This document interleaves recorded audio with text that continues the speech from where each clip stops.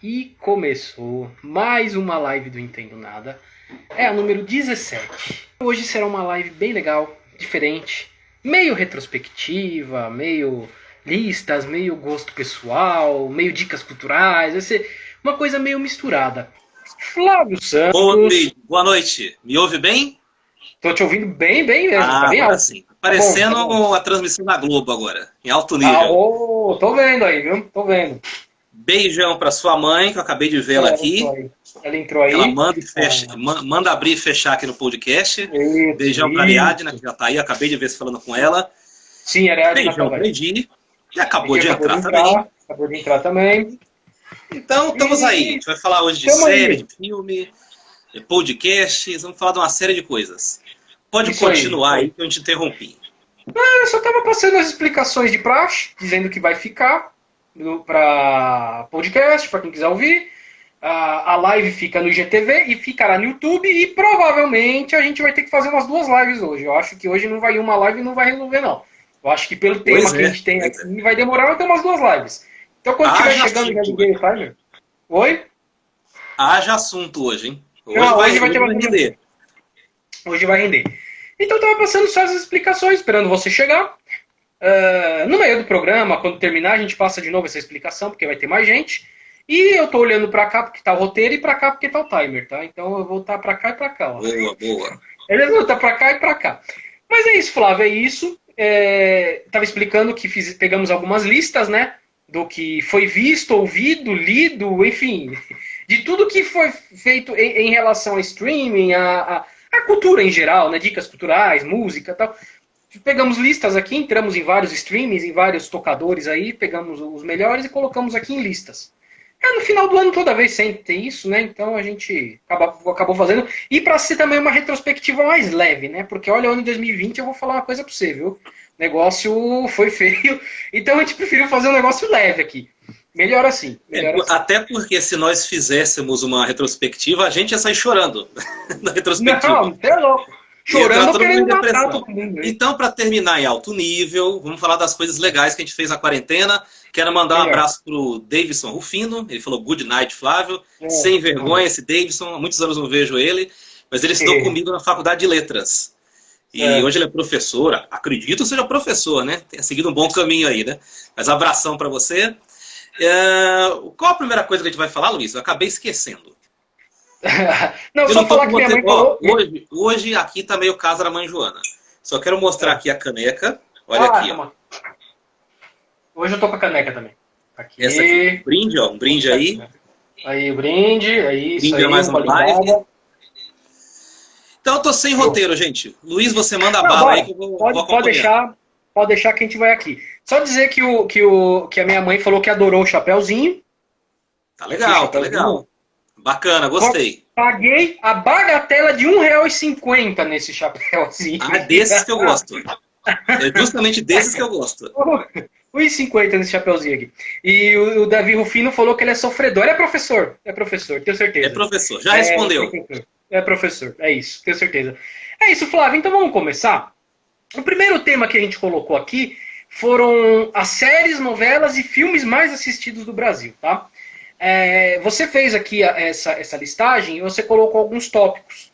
Por exemplo, você escreveu aqui que Netflix, o Gambito da Rainha, que realmente foi um sucesso, está sendo um sucesso, né? E a Barraca do Beijo. Eu não conheço. O que é essa Barraca do Beijo, você sabe? A Barraca do Beijo é um filme vamos classificar assim, como uma comédia romântica adolescente. Tá. Ele tem tem um 2, está se encaminhando aí para ser uma trilogia, ele fez bastante sucesso. E eu acho que o sucesso de Barraca do Beijo é o reflexo da ausência de aulas durante a pandemia. Os adolescentes sempre são aquelas pessoas que consomem mais streaming, produtos virtuais que estão na internet. Sim. E não só a Barraca do Beijo, mas outros títulos de comédias adolescentes, comédias românticas adolescentes, ficaram bem cotadas. Então a Barraca do Beijo estar em primeiro lugar enquanto filme na Netflix é um reflexo disso. E a história, assim, eu não cheguei a assistir, mas pelo que eu li de crítica, os críticos sempre são impiedosos com esse tipo de filme, né? O crítico vai lá dentro do cacete, não sei o quê. Inclusive depois a gente vai falar da Malhação, né? Do spin-off da Malhação que está no Globoplay, que você colocou aí, que é uma coisa que eu vou elogiar também, acredito que você vai elogiar. Mas essa Barraca do Beijo vai na mesma toada. É um filme bem amarrado, bem feito, com boas interpretações. Os críticos gostam de dizer que é um filme honesto, quando um filme que não tem grandes pretensões faz sucesso. Mas, pelo que eu vi, é um filme bom mesmo, de qualidade, dentro do gênero. E o Gambito da Rainha, ele mistura feminismo com xadrez, não sei se você chegou a assistir, Luiz. Ainda não, tô querendo pegar agora esses dias aqui, eu vou também mais calmo. eu tenho alguns amigos que jogam xadrez, tem a Tawane Medeiros e outros xadrezistas, que eles elogiam bastante. Eles falam que tem a parte romanceada do filme, mas ele é bem fiel em relação ao universo do xadrez. Hoje ainda é um universo um pouco machista. Tem muita mulher jogando xadrez, mas ainda é um universo um pouco machista. Mas o que eu queria destacar mesmo, além da trama, é o impacto que um produto, uma série, ele pode causar no mundo real. Hoje em dia, as vendas de tabuleiros de xadrez estão no alto, as inscrições de campeonatos de xadrez estão lá em cima também. Então, tudo que remete ao universo do xadrez está bombando. Porque o Gambito da Rainha foi a série mais assistida na Netflix e foi a série também mais assistida na história da Netflix. Passou aí grandes sucessos. Sim. Sim. Eu tô vendo aqui, ó, a Marina entrou, né? Minha irmã entrou. Beijão pra ela. A Kátia entrou, aí eu deixo pra você fazer as honras pra Kátia depois. A Marina falou, ó, assisti a Barraca do Beijo, bem adolescente mesmo. A Mazocast, que é o podcast da Marina com a namorada dela. Muito legal, muito, muito bom podcast, recomendo que vocês escutem. A minha mãe, Maristela, falou que adorou Gambito da Rainha, é muito bom. E o Davidson falou aqui, se vocês forem falar sobre Malhação, a temporada faça diferença, uma reprise do ano passado. Tem acontecido, sim, nós vamos falar. Vamos falar das Five, sim, já tem a continuação no Globoplay, a gente vai falar sim.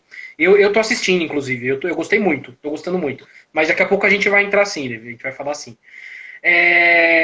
Bom, aqui apareceu o Good Play, né? Você colocou agora o Globoplay, na verdade, né? Good Doctor e Tieta. E eu escrevi menção especial Vale Tudo. É porque eu tô assistindo Vale Tudo. Tô terminando de assistir. Tô na parte final da Vale Tudo já, né? Então eu coloquei ali, menção especial. Good Doctor tem feito bastante sucesso mesmo, inclusive na TV, né? A TV aberta, inclusive, tá dando bastante audiência, né, Flávio? Você que colocou ali. É uma série que eu descobri na TV. Eu não tenho a Globoplay, nunca cheguei a assistir na internet o Good Doctor. E, assim, além do universo da série ser diferente, falar de um menino autista que trabalha no hospital, eu acho que a interpretação do ator principal é fundamental para mim. Eu até esqueci o nome dele aqui, eu tinha anotado para falar, não trouxe aqui. Mas, assim, se você puder pegar aí, me ajuda. Mas, assim, eu acho a interpretação dele espetacular. Eu tenho um amigo que é autista, inclusive ele mora aqui pertinho da minha casa, e eu comparo a interpretação dele com a desse meu amigo autista, porque eles têm o mesmo tipo de autismo, o mesmo grau, e é muito semelhante. As expressões faciais, a maneira que ele reage, a maneira que ele se porta em cena. E ele trabalha numa outra série chamada Bates Motel, que é eu não sei se é uma prequela, se é uma prévia do filme Psicose do Hitchcock, ou se é depois. Eu acho que é o que acontece antes. E ele faz um papel completamente diferente. E o ator é isso, o ator tem que incorporar, você tem que olhar para o ator e ver o personagem, não ver o ator. Então eu comparo esses dois papéis e vejo ele em Bates Motel e vejo em Good Doctor completamente diferente. Então, para mim, o sucesso da série, além de ter uma boa história, além de ser uma coisa legal, falar do ambiente médico, como House, Plantão Médico e outras séries, trazer a questão do autismo, que é muito importante, eu acho que o papel que ele faz ali, o trabalho dele é espetacular. Esse, para mim, é o grande sucesso a grande razão do sucesso da série. É o Fred Highmore. Acho que é assim que se fala. Isso, muito bom. Faltou você mandar um salve pra Kátia, que ela entrou aí. Esse aí tem que mandar. Esse tem que mandar. Esse aí é prevenção de hematomas. Isso é de hematomas, tem que mandar. Tem que mandar. Ainda não tem live na próxima semana. A Marina falou que Bates Motel é muito bom. É bom mesmo. Que é a história pré-psicose, né? E o Gui entrou também, o Sardinha Gui entrou. Um salve aí pra você, Sardinha. Você escreveu Tieta. E eu falei de Vale Tudo, né? Da novela Vale Tudo, que eu tô terminando de assistir. Tá no finzinho já, tô terminando de assistir. São duas baita novelas. A Tieta eu assisti recentemente, mas foi pelo Viva. Pelo aplicativo do Viva. Quando tava passando Tieta no Viva, eu assisti pelo aplicativo. E é outra novela fantástica. Fantástica. Tem uns debates ali que hoje, olha, seria pesado debater na sociedade. O pessoal ia querer tirar do ar a novela se passasse canal aberto. As duas, tanto Vale Tudo quanto Tieta. Tem uns debates ali bem interessantes. Quer dizer que Tieta, então, a audiência foi boa lá pra Globoplay, é isso? De audiência, a Globoplay ainda não divulgou o filme mais assistido da plataforma deles e colocou o Tieta, já divulgaram a novela. E a Tieta é uma novela temporal, né? Baseada ali no universo do Jorge Amado, no interior da Bahia, toca em pontos como prostituição, como machismo. Então, é uma novela espetacular. Para mim, tem uma das maiores atuações de todos os tempos em novela, que é o da Joana Fon, no papel de Perpétua. E eu lembro, cara, pra você ver como o Brasil era diferente. A Joana Fon, ela tinha uma caixa que ela guardava em cima do guarda-roupa, né? E tinha um mistério, né? O que essa mulher guarda na caixa, não sei o quê. Porque a Joana Fon era aquela moralista. Então você imagina aquela pessoa bem religiosa que você conhece no seu dia a dia, que é moralista, que pega no pé, que critica quem veste vestido curto, quem anda com a barriga de fora, que faz isso, que faz aquilo. E a Joana Fon tinha uma caixa branca assim, certamente não estava guardando a pureza dela. A suspeita era essa ao longo da novela. E aí no final, abriu a caixa lá de cima do guarda-roupa e todo mundo arregalou o olho quando abriu. Oh! Sim, é justamente isso que você está imaginando. Do ex-marido, né? É a coisa do ex-marido. Isso, exatamente. O capitão, qualquer coisa assim. Então a Perpétua, que era o pilar moral da novela, era uma grande do hipócrita, isso sim. Porque quem guarda em sua consciência um tênis numa caixa em cima do guarda-roupa, né? Aliás, vocês que estão entrando aí, se vocês quiserem mandar aí o que vocês assistiram de seriado, novela, filmes, também podem mandar, viu? Fique à vontade aí que vocês gostaram, que a gente vai falando aqui. E Vale Tudo. Vale Tudo é um resumo de Brasil, né? É um resumo de Brasil. Até hoje, a novela é de 88, mas é assim, putz, eu tô adorando assistir porque mostra, e até hoje é um pouco assim, aquela elite snob que pisa no trabalhador, o trabalhador e o pobre que tem que se virar dando golpe para sobreviver, não é? Muitas vezes nem é porque quer, mas para sobreviver. E isso é muito Brasil ainda, né? A malandragem e tal, então isso é muito Brasil. Eu recomendo que vocês assistam, Vale Tudo. Vocês vão ver muita coisa do Brasil hoje. Uma novela de 88, olha só. Vale Tudo, pra mim, tem o melhor final de novela de todos os tempos. A final é maravilhosa, é espetacular. É maravilhoso. Vale a pena você assistir a novela inteira pra pegar o contexto daquela cena, pra pegar o peso daquela cena. Vale sim.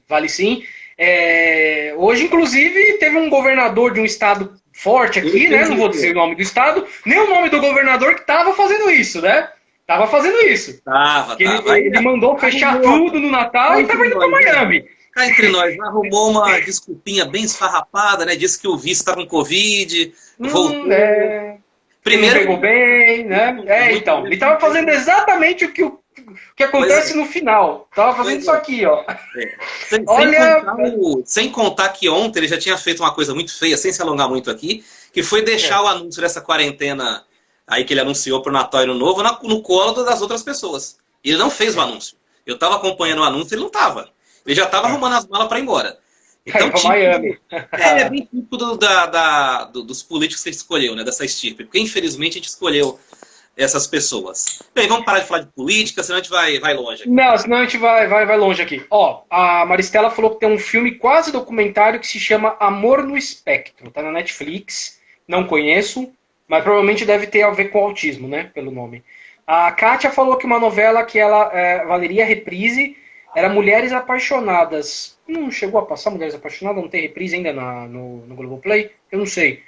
Eu perguntando, mas acho que passou no Viva recentemente, viu? Acho que Mulheres Apaixonadas passou no Viva, acho. Eu ia falar, passou no Viva. Acho que passou no Viva recentemente, sim. O Aloysio entrou, salve, Aloysio tá sempre aí com a gente também.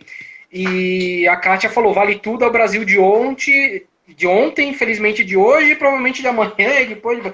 Vale Tudo ainda falei aqui, eu coloquei aqui que uma das coisas que eu assisti em 2020 foi as Fives, né? Que é uma continuação dessa temporada da Malhação, que fez um baita sucesso, ganhou prêmios e tal, que é do Cal Hamburger. Claro, a Malhação é temas mais leves, porque afinal lida com um adolescente, com temas para adolescentes. Mas as Fives não. As Fives elas já estão fazendo o papel delas mais velhas, no setor dos seus 25 anos, por aí. Então, jovens adultas que estão se encontrando depois dessa escola, né? De sair da escola. E tá tendo uma vida adulta, com filho, com seu. E eu acho achei muito bom. Tenho achado muito bom, porque não passou tudo ainda. Eles estão lançando toda semana um episódio. Eu tô adorando, tô gostando muito, porque eu acho que debate coisas assim que a gente tem vivido, né? Foi gravado antes da pandemia, não se sabia de pandemia ainda, então não entrou nessa questão. Então tem muita gente, tem aglomeração, festas, tal, e debates pesados, debates assim interessantes, como a menina que tem um filho e ela é mãe solteira, como que ela lida com isso, pro trabalho. Tem a outra menina que é autista, já que falamos de autismo aqui, ela é autista. Como que ela lida nessa vida adulta com relacionamentos, com sexo, que fala bastante de sexo nessas fives, fala bastante. A outra menina que sempre teve que bater de frente com a mãe, e a mãe falece, e ela tá tendo que assumir toda a família. Enfim, vale muito a pena, muito a pena. Eu recomendo que assistam. Tá lá no Globoplay. Eu tô adorando. Uma das descobertas que eu tive esse ano aqui, que tá valendo a pena assistir. Regis Moreira entrou, um salve pro Regis. Opa, Reginaldo, abração, Reginaldo. Boa, boa. E a Marina falou que viu o primeiro episódio e gostou. É bom, viu? Já tem 5 ou 6 episódios lá. Vale a pena assistir. Bom, no Globoplay é isso. Se vocês tiverem visto alguma coisa a mais aí que vocês querem indicar, pode mandar pra gente aí. O Flávio continuou colocando, ele escreveu aqui, né, Flávio? Que agora a Amazon Prime. Que o que fez sucesso esse ano foi The Boys, na segunda temporada, e Entre Facas e Segredos. Esse Entre Facas e Segredos eu tô com vontade de assistir, porque todo mundo fala muito bem desse filme, né, Flávio? Eu já cheguei a assistir o filme, não vou dar spoiler aqui, não vou falar nada demais aqui, mas ele segue na toada de uma linha que foi consagrada pela Agatha Christie, que é a investigação, que é o mistério. Só que tem uma pitada de humor, tem uma pitada de um gracejo aqui, acolá, uma piada, e ficou uma coisa legal. É um filme francês, com pitadas de humor que envolve mistério. E tudo que envolve mistério, as pessoas gostam. A gente falou agora há pouco da Perpétua, que tinha caixa. E foi um mistério para o Brasil. Mas o mais tradicional mesmo é assassinato. E o pessoal adora ver um sangue jorrando, saber quem foi, quem não foi, quem foi que matou. Então, por isso que esse filme faz tanto sucesso. E The Boys, ele trata o universo dos heróis de uma forma diferente. Mostrando heróis falíveis, heróis mais próximos do que são seres humanos. Porque o estereótipo consagrado de herói que nós temos é o cara perfeito, né? Às vezes o herói, ele é até chato, porque ele é tão correto que ele tem um superpoder e não quer usar. Ele fica com medo, né? Não, eu não vou usar. Eu acho que moralmente eu não posso fazer isso. Em The Boys os caras não estão nem aí. Os caras tiram vantagem pessoal dos poderes, mentem, fazem uma série de coisas que provavelmente seria a gente com um superpoder. Imagina a gente com um superpoder de voar. A gente ia salvar a gente do telhado? Salvaria. Mas talvez eu passar voando em cima da faixa de ônibus, tirando sarro de quem está no aperto, né? Igual a sardinha, né? Bem provável que fizesse isso. Então, uma série tem uma coisa que é consagrada, que é o mistério, e a outra trata os heróis como uma coisa mais real. E as pessoas estão pedindo realidade.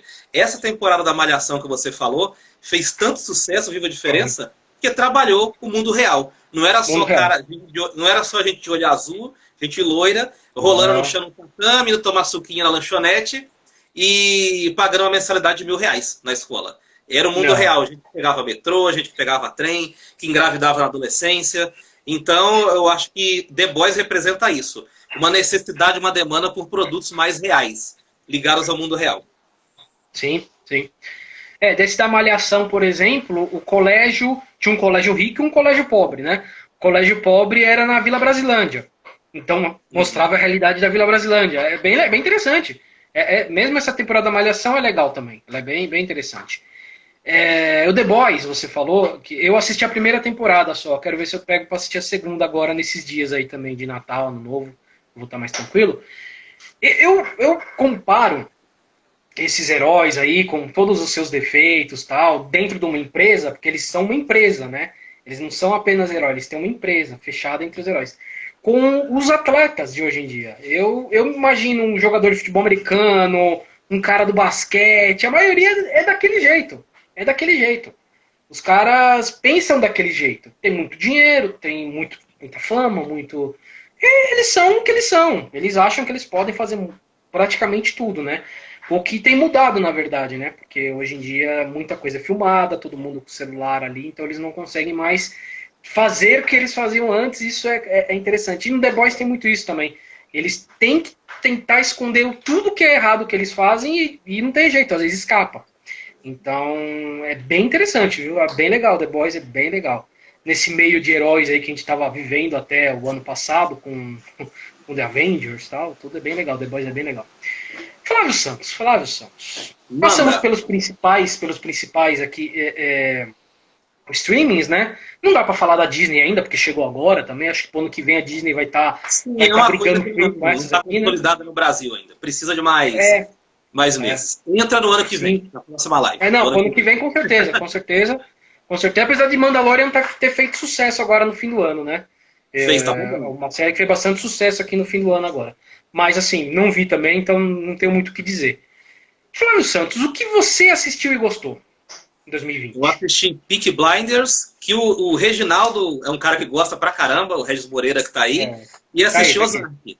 Eu particularmente gosto muito de séries que envolvam temas mais adultos. Não é o que você tá pensando de adulto, hein, gente? Adulto no sentido do cara pagar boleto, ter que enfrentar a violência, uma coisa do universo mais adulto. Peaky Blinders, pra mim, é um primor. Ele conta ali o universo de Birmingham, que fica na Inglaterra, no início do século XX, logo depois da Primeira Guerra Mundial. E assim, quem vê Londres, vê as cidades da Inglaterra hoje, que estão na ponta do que se tem de mais tecnológico, de DH, de qualidade de vida, não imagina a porcaria que era no começo do século XX. Era a gente com carvão colocando nas empresas no meio da rua, era criança trabalhando. E no meio desse universo tem Peaky Blinders, que era uma gangue daqueles tempos, que se degladiavam com outras gangues, mas ela se destacava. Vamos dizer que era o PCC da época. Eles começaram fazendo pequenos crimes, foram aumentando, até que chegaram no mundo político. E na última temporada, a série retratou... Para mim, a última temporada foi a melhor de todas, a quinta, né? Eu maratonei durante a pandemia. Ele começa a retratar a chegada do fascismo na Europa. E tem um personagem lá que sobe numa mesa de um restaurante e faz um discurso fascista. É brilhante a interpretação do ator. Mas então, Peaky Blinders é o que é, porque não é só uma série de violência, não é só o cara trocando tiro. Os caras trocam tiros, os caras brigam, mas mostra o panorama político, o pós-revolução industrial na Inglaterra, o pós-guerra. Tem muito personagem com trauma. Os caras tomam um monte de remédio, cheiram um monte de cocaína e falam que é remédio. O cara cheira uma carreira desse tamanho assim na mesa, fala, tô bem agora me mediquei. E aí vai trabalhar no boteco, vai trabalhar na fábrica, tudo cheirado. A outra série é Ozark, gente. Ozark, eu acho que tem os melhores desempenhos de atores hoje no mundo das séries. Ela retrata um cara que trabalha no escritório de contabilidade, um escritório chique, bonito, como se fosse uma berrine. E aí chega um mexicano lá com bigode, um dia, e o mexicano fala, então, você pode ver as planilhas pra mim? Ah, cara, posso ver, né? Aí o cara vê. E aí ele detecta um erro na planilha. E aí o mexicano fala assim, pois é, tem que fazer uns ajustes na minha empresa, depois que você detectou esse erro para mim. O ajuste era matar o contador dele. Ele foi lá e matou o contador dele, que na verdade estava roubando ele, e ele fez uma proposta para esse cara que achou o erro trabalhar para ele. E ele achou que do alto do escritório da Berrini ia ficar tudo bem. Vou ficar aqui fazendo umas continhas e tal, nunca vou sujar minha mão de sangue. Mas não é isso que acontece. Depois a mulher dele começa a praticar lavagem de dinheiro, a filha, o filho dele de 8 anos começa a aprender também. E ele ensina o filho, fala, ó, você faz isso. O filho dele começa a investir, em bolsa, começa a investir num monte de coisa, e a família fica completamente atolada, a ponto deles irem morar numa casa no lago, e as 4 paredes da casa ter dinheiro no forro. Ter dinheiro no forro, os caras ficam cercados ali, porque não sabem mais o que fazer com a quantidade. Então são 2 séries que eu adorei. Eu adoro coisas criminais, coisas que envolvam polícia. Então eu maratonei as 2 nessa pandemia. Boa! O Reginaldo falou que a Peaky Blinders foi a série 2020 junto com Breaking Bad. E a Kátia falou aqui, ó. Oi, tio Flávio, é a Bia. Ó, a Bia tá mandando oi pra você aí. Beijão, linda. Beijão, princesa. É a sobrinha da Kátia. Beijão. Beijão. Um beijo aí. Um beijo, Bia. Beijo. Pro Kaique, pro Matheus, pra todo mundo aí, viu? Tudo de bom pra vocês. Beijo pra todo mundo aí. Isso aí. Bom, eu tenho as minhas aqui. Quem indicou o Ozark pra mim foi o Reginaldo que tá aqui. Foi ele que legal. Esse legal, aí legal. é de primeira linha. Legal. Eu tô querendo assistir também, viu? Tô querendo pegar pra assistir tanto Ozark quanto Peaky Blinders. Peaky Blinders ainda mais, é porque retrata uma coisa de história, assim, que eu gosto bastante. Tô tentando pegar pra assistir.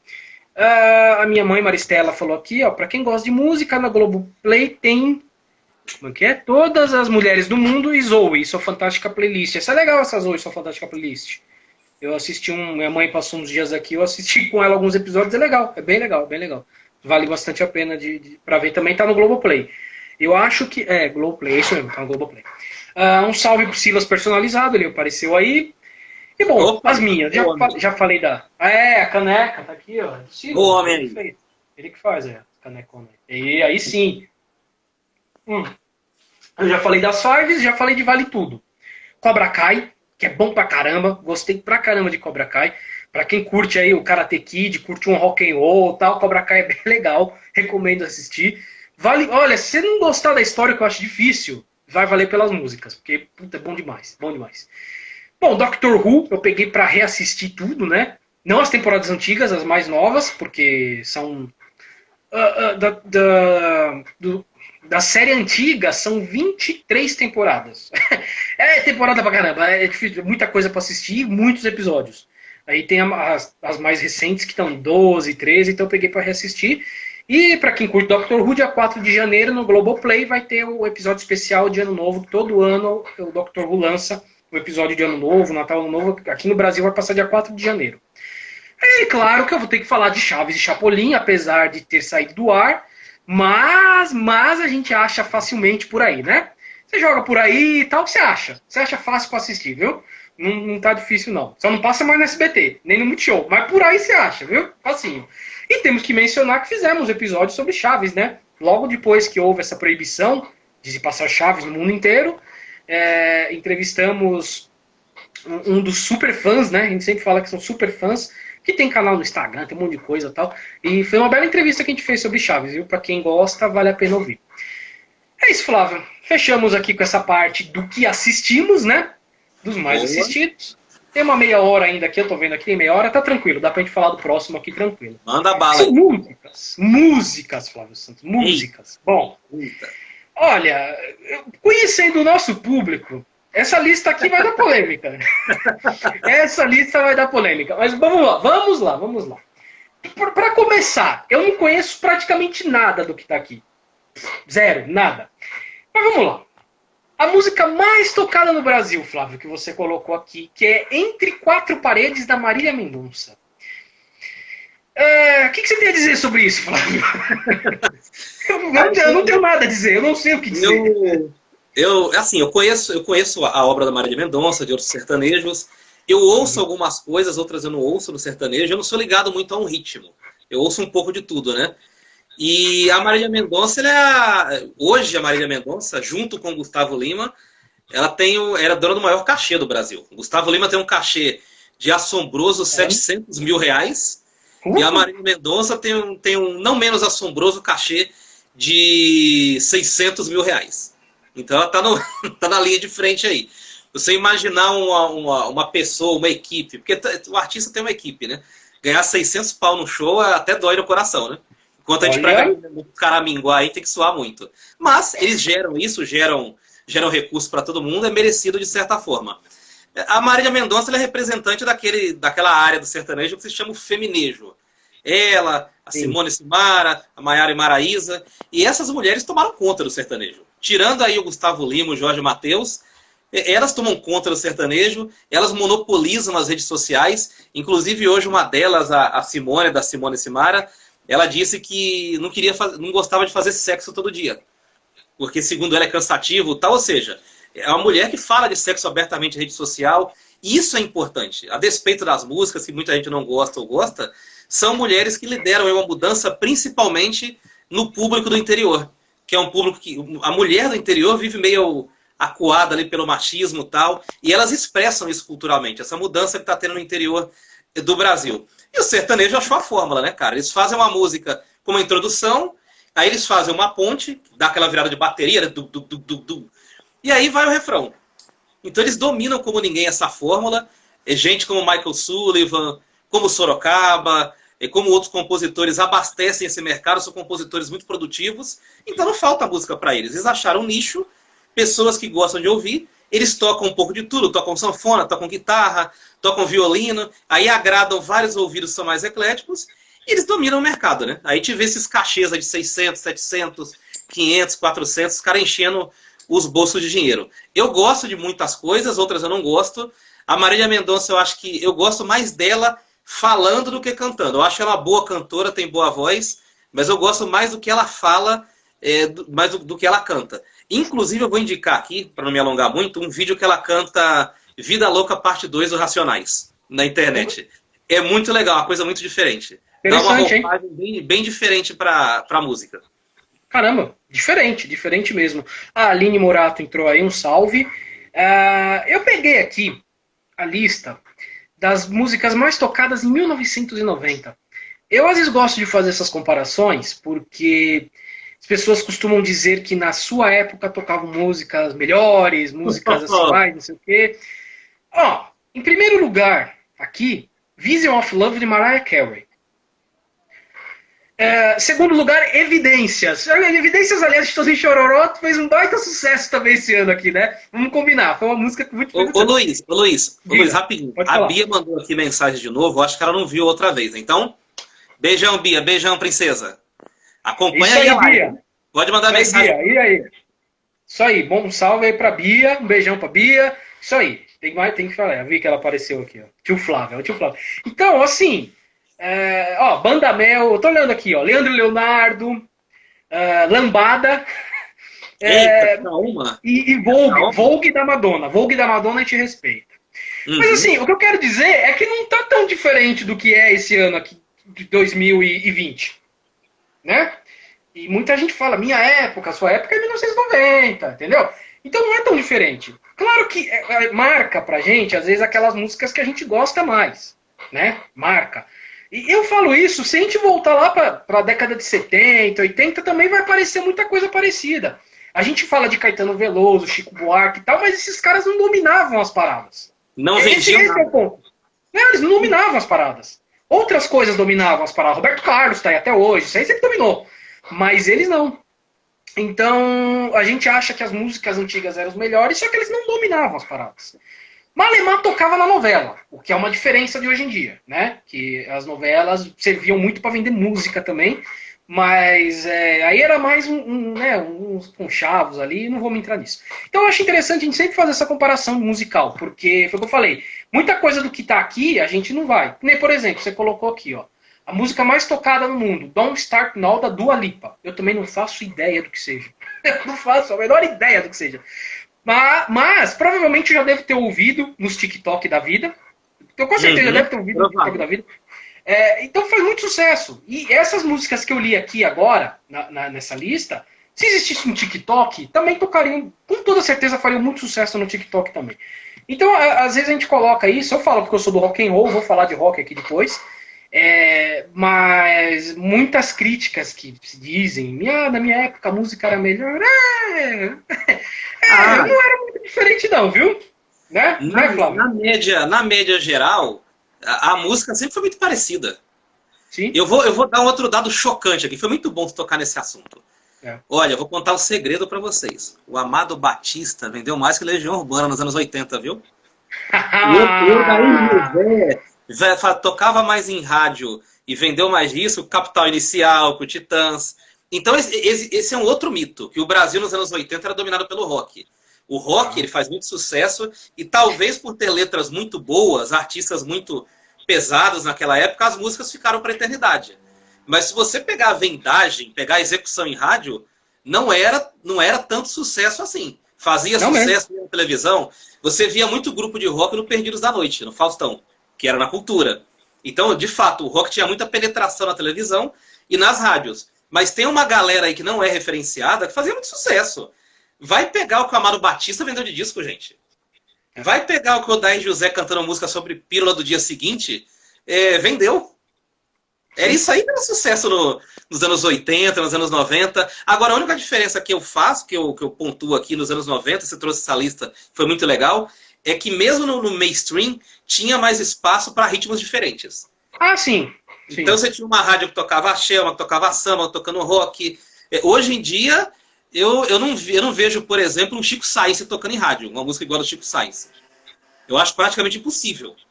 Eu acho muito difícil uma lambada tocar em rádio, um fenômeno assim de outro país. Sim. É tudo meio Dua Lipa hoje. É tudo meio Dua Lipa, mas aí que tá. Essa é a questão. O que toca na rádio realmente é o que faz o sucesso hoje? Também tem isso. Porque eu acho que o Spotify o YouTube também, né? Muita gente escuta pelo YouTube. É o que tá mandando. E tudo que você falou aí tá tocando lá também. Tá tocando no Spotify, tá tocando no YouTube. Não são os líderes, mas também não eram na época, né? Tem espaço. Também não eram na época. Né? Tem isso também. Mudou, na verdade, né? Então as rádios, para sobreviverem, porque cada vez menos terão rádios tocando música, infelizmente, isso é um fato. Cada vez menos jovem ouve rádio também? Cada vez menos jovem ouve rádio, vai pro Spotify. Então a tendência é que eles vão tocar o que faz sucesso para tentar manter alguma audiência. Mas a tendência é que também acabe isso daí. Não vai demorar muito. Não que a rádio vá acabar, eu creio que não, mas não mais como foi um tempo. Eu lembro que você até fala da Rádio Cidade, que dava até apartamento como prêmio, né? Hoje. A Rádio Cidade, todo ano, sorteava 2 ou 3 apartamentos. Olha que coisa monstruosa que era. Não, inclusive, a Rádio Cidade, ela promovia muitos shows. Ela fazia shows aqui no Parque do Carmo, em Itaquera. Eu lembro de show no Parque do Carmo com 300 mil pessoas. Imagina como é que uma rádio atrai 300 mil pessoas pro Parque do Carmo. Era uma insanidade. Eu pensando hoje em dia, é uma insanidade. Porque, assim, não tinha estrutura nenhuma. Inclusive o pessoal fala que antigamente todo mundo vivia em paz. Parecia aquele paraíso do livrinho Testemunho de Jeová, né? Não era. Eu ia pro Parque do Carmo, deixa a moto passar aqui. Oh, a moto aí, ó. Maravilha. Hoje é dia, amanhã é dia. Daqui a pouco. Então, eu ia pro Parque do Carmo, eu lembro de quebra-paus homéricos. Era 300 pessoas brigando com a outra, parecia aqueles bailes de corredor do Rio de Janeiro. Mas assim, a rádio conseguia arrastar a gente do Capão Redondo, do Grajaú, do Tucuruvi, pro Parque do Carmo, que é longe do centro. Olha o poder que as rádios tinham. Hoje eu vejo rádio sortear, ouço por osmose rádio, a rádio fala assim, ó, você decorar uma sequência de 10 músicas, você ganha R$100. Cara, você tem que ficar ouvindo 10 músicas, anotar, esperar ser sorteado, e aí ganhar 100 conto. Você vê como mudou o patamar da rádio, como mudou o peso. Sim, sim. Sim, ó, a Daisy Franulovic entrou, um salve pra Daisy. Boa, e a Kátia falou aqui, ó. Boa colocação, ó. Boa colocação. Nem sempre o que toca na rádio é o que mais se gosta. Às vezes é o que desejam destacar, lançar. Não. O famoso jabá, né? O famoso jabá, que sempre aconteceu, sempre existiu. E é o que eu falei, nas novelas o que rolava muito era jabá também, viu? Tocava muita coisa boa, mas também tinha muita coisa ruim tocando nas músicas de novela por aí. Um salve para Paula Carol Nunes que entrou, um salve para você. E, por exemplo, eu falei aqui do Spotify, mas eu acho que tem um fenômeno desse ano, que eu coloquei aqui, porque também apareceu nos primeiros lugares, até imaginar no meio do sertanejo, no meio de tudo que tem, apareceu o Emicida. Isso é interessante, você vê o Emicida ali no meio, com um disco amarelo, que é um baita disco, né? Um baita disco. Olha, demais, assim. E eu quis colocar aqui porque eu acho que isso não tocaria nas rádios. No máximo nas rádios que tocavam rap, tipo a Transcontinental, né? Na época tocava. E ainda assim não sei, porque são letras bem políticas mesmo, bem políticas. Eu acho que vale a pena ouvir. Eu peguei pra ouvir e gostei muito. E eu ouvi esses dias umas pessoas comentando sobre o Emicida e esse disco amarelo, que ele tá sendo o primeiro artista que tá saindo daquela coisa CD, clipe no YouTube, no caso, ou show, né? Muitas vezes show no YouTube também. Ele lançou um documentário no Netflix que todo mundo diz que é espetacular. Eu preciso pegar pra assistir. Não vi ainda, então não vou poder dizer. Mas o que acontece? Você tem que ouvir o CD, ver o documentário, ler o livro que ele lançou também, e que são todas coisas que se unem, se juntam. Inclusive, nesse disco amarelo, tem gente como Gilberto Gil, a Pablo Vittar cantando com ele. Né? Então assim, é um cara, e passando por vários nomes, né? Ele cita muitas vezes o Belchior, ele cita muito o Belchior nesse CD. Então assim, é algo que tá lá em cima, tá lá. Bateu nos primeiros lugares. É bem interessante você imaginar isso. O clipe amarelo é muito bom também, que é com a Pablo Vittar, tal, que é uma baita crítica, um negócio muito bom. Então, claro, tá no meio de um monte de coisa, que você colocou ali Barões da Pisadinha, tal, né, que é o forró eletrônico também tem dominado, que é uma coisa que não toca tanto aqui no sul, né, em São Paulo, sul, você não escuta tanto, mas no Nordeste e no Norte é mais sucesso que o sertanejo. É mais sucesso que o sertanejo. Então, eu acho interessante essa que o Spotify traz, claro, o sertanejo está lá na frente, tal, tem mais dinheiro, mas como tem outras coisas que conseguem entrar nesse meio, Sim. Aparecem, né? O Emicida, eu acho que ele é responsável pela manutenção do rap enquanto voz da periferia, porque em 2003, quando o Sabotagem morreu, ficou um vácuo muito grande do rap, porque o Racionais começou a entrar numa crise criativa, que é normal em qualquer banda, e ficou num hiato de 10 anos sem lançar nada, absolutamente nada. E o Sabotagem era o cara que vinha pegar o bastão e tocar pra frente. Morreu assassinado. E aí, anos depois, surgiu a geração do Emicida, do Criolo, da Flora Matos, da Carol Conká, da Lourdes da Luz. E esse pessoal tá chegando hoje na grande mídia, sabe? E eu vejo que é uma chegada muito honesta, não foi uma coisa forçada. Eles foram conseguindo espaço, eles foram batalhando, foram entrando aqui e acolá. Pra mim, o Emicida, ele tá no rol dos 3 maiores letristas do rap nacional. O primeiro, pra mim, é o Mano Brown. O segundo é o Gog, que é um rapper de Brasília que odeia a mídia. Ele não vai em televisão, mas ele é um puta rapper. Sim. Se vocês puderem, ouça a música Matemática na Prática, que é uma aula de letra. Ele relaciona os símbolos matemáticos com as coisas que acontecem na periferia. É genial essa música. E o Emicida é o cara mais mordaz do rap nacional. Quando ele surgiu lá em 2008, que ele lançou Triunfo, ele criou, para mim, uma das frases mais profundas, mais pesadas da história da música brasileira. Quando ele fala que para quem comeu cachorro que estava morrendo de fome, chegar onde chegou já é uma grande coisa. Isso em 2008, quando ele gravou a música dele. Então, o cara desse tem que estar na mídia, tem que ser reverenciado e tem que ser falado. E o Barões da Pisadinha, ele representa um nicho. Assim, a gente fala que está lá no Nordeste e tal, parece uma coisa distante, só que é muito pesado esse mercado. Você pega um desses caras no YouTube, a estrutura é gigantesca. É 20 bailarina, é bateria, é guitarra, é um monte de coisa. Então os caras têm uma estrutura gigante, ganham cachês enormes. E o Barões da Pisadinha chegou aqui no centro-sul do país pela internet, pelos memes. Que foi uma coisa que o Wesley Safadão também fez. Eu lembro da minha mãe lá em 2005, 2006, compartilhando meme do Wesley Safadão.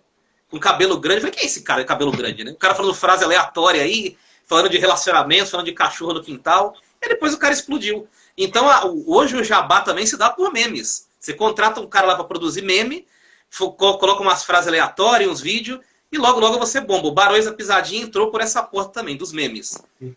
Sim, bem interessante você falar dos memes. Porque é outra coisa também que destaca, não só música, mas toda a mídia. Você vê muito meme por aí, você fala, nossa, do que é isso? De onde vem, né? Você vai descobrir que é uma série, que é um filme, uma música, um clipe, sei lá.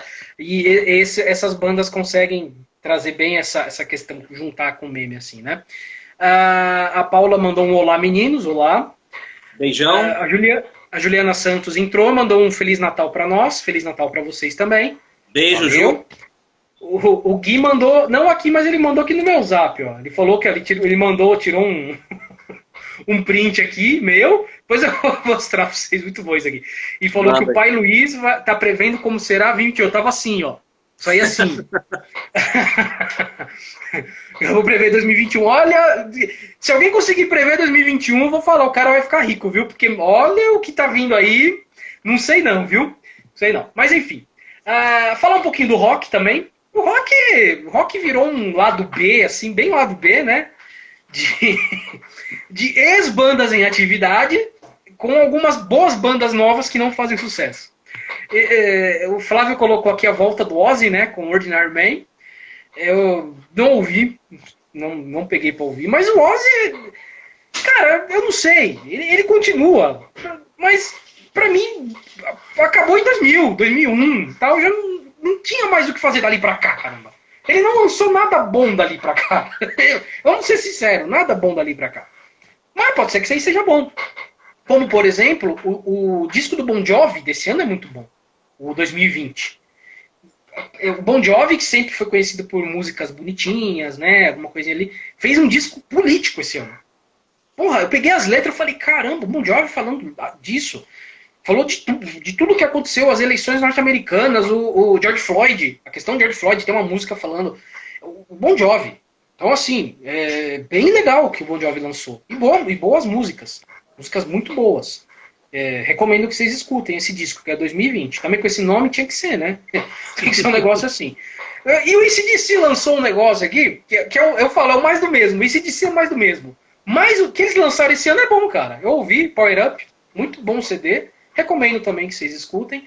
Mas o rock é isso. O rock, ele vive de ex-bandas em atividade. O AC/DC, por exemplo, fez uma turnê que teve que colocar às pressas o Axl Rose como vocal, porque o vocal original quase morreu, tem um sangramento pelo ouvido no meio do show. O negócio tá assim, cara. Tá assim. O rock and roll tá assim. Infelizmente.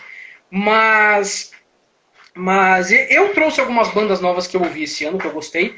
Uma se chama Unfair, que é brasileira, que canta músicas do folclore nacional, versão rock and roll. Eu recomendo que vocês escutem, é bom pra caramba. Uma banda que é da Suécia, Crazy Leaks, pra quem curte aquele rock 80, né? Boa pra caramba, muito boa, é banda nova, é de agora, coisa nova, boa pra caramba. Gifted Gambler, eu acho legal essa banda porque eles lançam músicas por episódios. Eles lançam no Spotify como se fosse podcast, né? Mas são músicas por episódios. Boa banda também, boa pra caramba. E eu tenho que falar de Van Halen aqui, porque se eu não falar de Van Halen, né, com o falecimento do Ed Van Halen, é uma banda assim que é a minha de cabeceira pra sempre, sempre vou ouvir, sempre vou gostar, então é isso aí, rock and roll é isso. Infelizmente o rock and roll é isso. Não tem nada de novo, não tem nada assim. O que é novo não chega, não consegue chegar, é triste, mas não chega. Infelizmente é isso, rock and roll vai cada vez mais sendo aquilo que eu sempre falo. O que é a música clássica pro século XIX e XVIII é o rock and roll pro século XX. A gente sempre vai ouvir rock and roll pensando no século XX. Não vai trazer, infelizmente não traz mais nada de novo. Aliás, essa onda sertaneja atual lembra muito o rock da década de 80 lá nos Estados Unidos. É bem parecido, viu? Bem parecido. Letras, jeito de se vestir, costumes, é muito parecido. Eu tendo a crer que o sertanejo pode seguir o mesmo caminho do rock que foi da década de 80 e também uma hora acabar. Não acabar, mas sumir, assim, não ter mais todo esse sucesso. Por excesso mesmo, né? Eu creio que isso pode acontecer. Mas é isso, Flávio, e você? Qual que você ouviu esse ano? O que você recomenda? Olha, só para complementar o que você disse, só para adicionar o que você disse, para mim a música, eu tenho uma visão muito clara a respeito de todas as músicas em geral, é que a música ela tá arrumando para ser trilha sonora só. As pessoas não querem mais ouvir letra de música.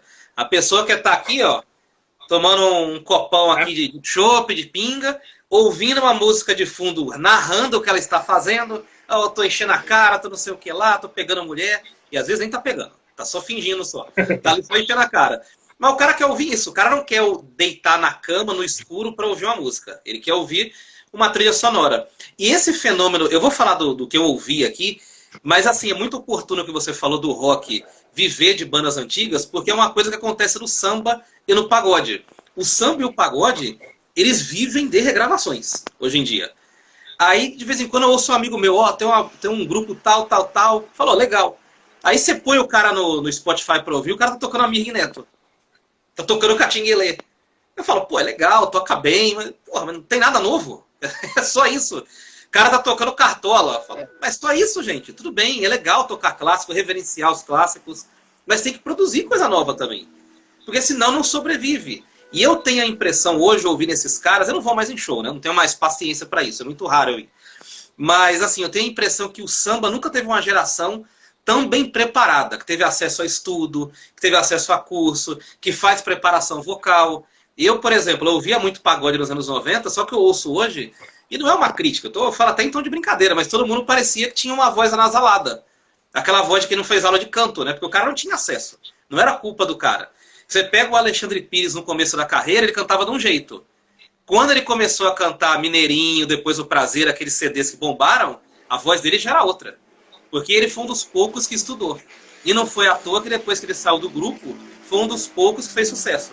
Então o samba vive do passado, apesar de hoje os caras ter acesso a estudo.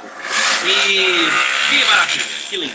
Eita! Que maravilha. Tá acontecendo uma manobra aqui. Ali para Itacar na rua. Então, eu quero indicar 2 caras do samba que fazem música nova, que eu descobri nessa quarentena. Vou eu fuçando no Spotify, e o que não é da gente hoje ser um Spotify para salvar nossas vidas, eu descobri 2 caras que são jovens e que fazem sambas bons e novos, com letras novas. Um é o Renato da Rocinha, como o próprio nome diz, ele é da Rocinha, foi criado na Rocinha, e ele faz músicas muito legais, falando de pobreza sem romancear a pobreza. Fala do que é duro, fala do que é difícil, mas coloca ali um pouco de poesia e torna uma coisa bonita. Então o Renato da Rocinha é um cara que eu indico. Eu indico também o Toninho Gerais, é um cara muito legal, ele tem aquele visual típico do malandro, calça branca, óculos escuros, os clipes dele ele chegando de madrugada em casa, a mulher com chinelo esperando ele na porta. Mas é tudo novo. As músicas são novas, os clipes são bem produzidos, são bonitos. E são 2 caras que eu ouvi bastante na quarentena e foram gratas surpresas para mim. Eu gosto muito também de rock indie, rock inglês, aquele rock da Grã-Bretanha, da Inglaterra. E o Peaky Blinders abriu um novo mundo para mim, porque a trilha é maravilhosa. E assim, eu tava ouvindo só coisa antiga. Arctic Monkeys, só coisa lá do começo dos anos 2000, né? Do Spotify. Às vezes eu olhava assim e eu falava assim, olha, eu critico bastante quem é muito saudosista, mas eu tô igual. Só tô ouvindo coisa do ano 2000, 2005 e Peaky Blinders abriu um mundo novo pra mim. Eu descobri um monte de banda nova, um monte de música nova e eu vi que o rock indie tá vivo, pulsando e tá em alto nível. Tá em alto nível. Eu gostei muito do que eu ouvi, do que eu descobri, graças a uma série. É o que acontece hoje em dia, uma convergência. Uma coisa puxa a outra. Você vê um meme, você fala, pô, vou ver essa série, vou ver esse filme. Você ouve uma série e fala, vou procurar isso na internet. Você digita uma frase no Google e acha a música. Então foi isso que eu ouvi nesses últimos meses. Toninho Gerais, rock indie e Renato da Rocinha. Bom, muito bom. Ó, o César Rossi entrou aqui, um salve para ele, meu primo. O Reginaldo falou aqui que Ozzy e AC/DC foram bons retornos para agradar os fãs. Agrada os fãs. Mas é muito mais do mesmo. O AC/DC eu gostei. Eu peguei pra ouvir hoje, inclusive, eu gostei. É um puta som. Mas é mais do mesmo. É AC/DC. O que é bom, não é ruim. Mas é só o mais do mesmo. E ainda ele fala aqui, ó. Mas o melhor foi o anúncio do Peter Jackson sobre o novo documentário sobre os Beatles. Bom, imagino que vai ser bom, hein? Parece realmente vai ser um negócio bom. Flávio Santos. Manda! Temos aqui a parte agora mais cabeção, né? A gente falou aqui de música, falou de séries, de tal. Agora a parte cabeção do negócio aqui. Vamos falar de livros, Flávio. Livros. Muito interessante. Cara, eu fiquei admirado, porque quando você falou de livros, né? Das dicas dos livros que eu li esse ano, eu fiz uma lista do que eu li. E eu li bastante esse ano. Eu achava que eu tinha lido 4 livros, tal. Eu li 9 livros esse ano. Eu tô abismado. Quando você contou, eu falei, nossa, eu li 9 livros. O Rui Barbosa, olha aí, gente. Você viu? O Rui Barbosa é Papai Noel, ó. O novo Rui Barbosa. Rui Barbosa, eu li 9 livros. Eu falei, nossa, eu tô abismado. Fazia tempo que eu não lia tanto assim um ano. A pandemia acabou me ajudando nisso. Eu não assisti tantas coisas, então eu li mais. Eu peguei pra ler. É bem interessante, bem interessante. Mas vamos lá. Flávio Santos, você colocou aqui, você fez a pesquisa, que na autoajuda, naquele tema de autoajuda, o livro mais vendido tal, e até faz sentido ser esse livro, Guia Prático Me Poupe, que é da Natália Arcuri. Do que se trata esse livro, Flávio Santos? Olha, quem indicou o mundo da Natália Arcuri para mim, para falar a verdade, foi minha namorada. Ela falou das lives dela para mim, ela falou das redes sociais dela, eu comecei a acompanhar. A Natália Arcuri é especializada em pessoas comuns, pessoas físicas, que querem fazer investimentos, que querem pagar as dívidas. Ela fala tanto de economia doméstica, como de macroeconomia, mas de uma maneira que todo mundo entenda. Inclusive, ela tem uma frase bem polêmica, que muito economista contesta, que ela fala que é melhor você alugar um imóvel do que você comprar um imóvel. Ela disse que comprar imóvel não é um investimento bom, por conta da depreciação, uma série de coisas. Mas, enfim, isso é o retrato de como a economia está em alta no Brasil. E também é um retrato de uma carência que a gente tem na escola pública. Porque na escola pública, a gente não aprende nada sobre finança. A gente não aprende nada sobre juro composto, juro simples, sobre como abrir uma poupança, como investir no tesouro, como investir na Selic, o que é a Selic, o que é o IGPM. E esses caras preenchem essa lacuna. A Natália, a Nath Finanças, o Samidana, que está hoje na Jovem Pan. Esses caras vieram para preencher essa lacuna que a escola pública não preenche. E em tempos de pandemia, em tempos de dureza, de falta de emprego, não me surpreende livro como esse estar em primeiro lugar. Eu peguei a lista completa, não coloquei, senão a gente ia ficar o dia inteiro aqui. Mas assim, entre os 20 mais vendidos, 15 são de finanças. Pai Rico, Pai Pobre, aquele livro. Pai Rico, Pai Pobre, Como Ficar Milionário, aquela coisa toda. Então, o Barsi hoje, o Luiz Barsi, é o maior investidor da história da Bolsa de Valores. Ele investe na Bolsa de Valores há 30 anos. Ele é um cara que tudo que ele fala repercute em rede social. Para você ver o quanto esse mercado está aquecido. O Barsi é um cara que tem os seus 80 anos e vai trabalhar de metrô, segundo ele. Ele pega o metrô aqui na Zona Leste, o maior investidor da Bolsa, os caras mais ricos do Brasil. Pega o metrô aqui na Zona Leste, vai até o centro trabalhar de metrô. E repercute pra caramba. O pessoal, tá vendo? Você não é rico porque você não é igual o Barsi. Porque não sei o quê. E aí tem gente que responde, não, mas qual que adianta eu ser rico e continuar pegando o metrô lotado? Qual que é a vantagem? E eu concordo mais com essa linha, né? Com a graça. Com a graça, né? Ter bilhões e continuar pegando o metrô. Enfim, mas você vê que hoje em dia as pessoas discutem sobre economia, ainda que de maneira precária, quebrando pau, se xingando, mas é um mercado que está aquecido, é um tema que está muito aquecido na internet, e a Natália Arcuri está em primeiro lugar, é um reflexo disso.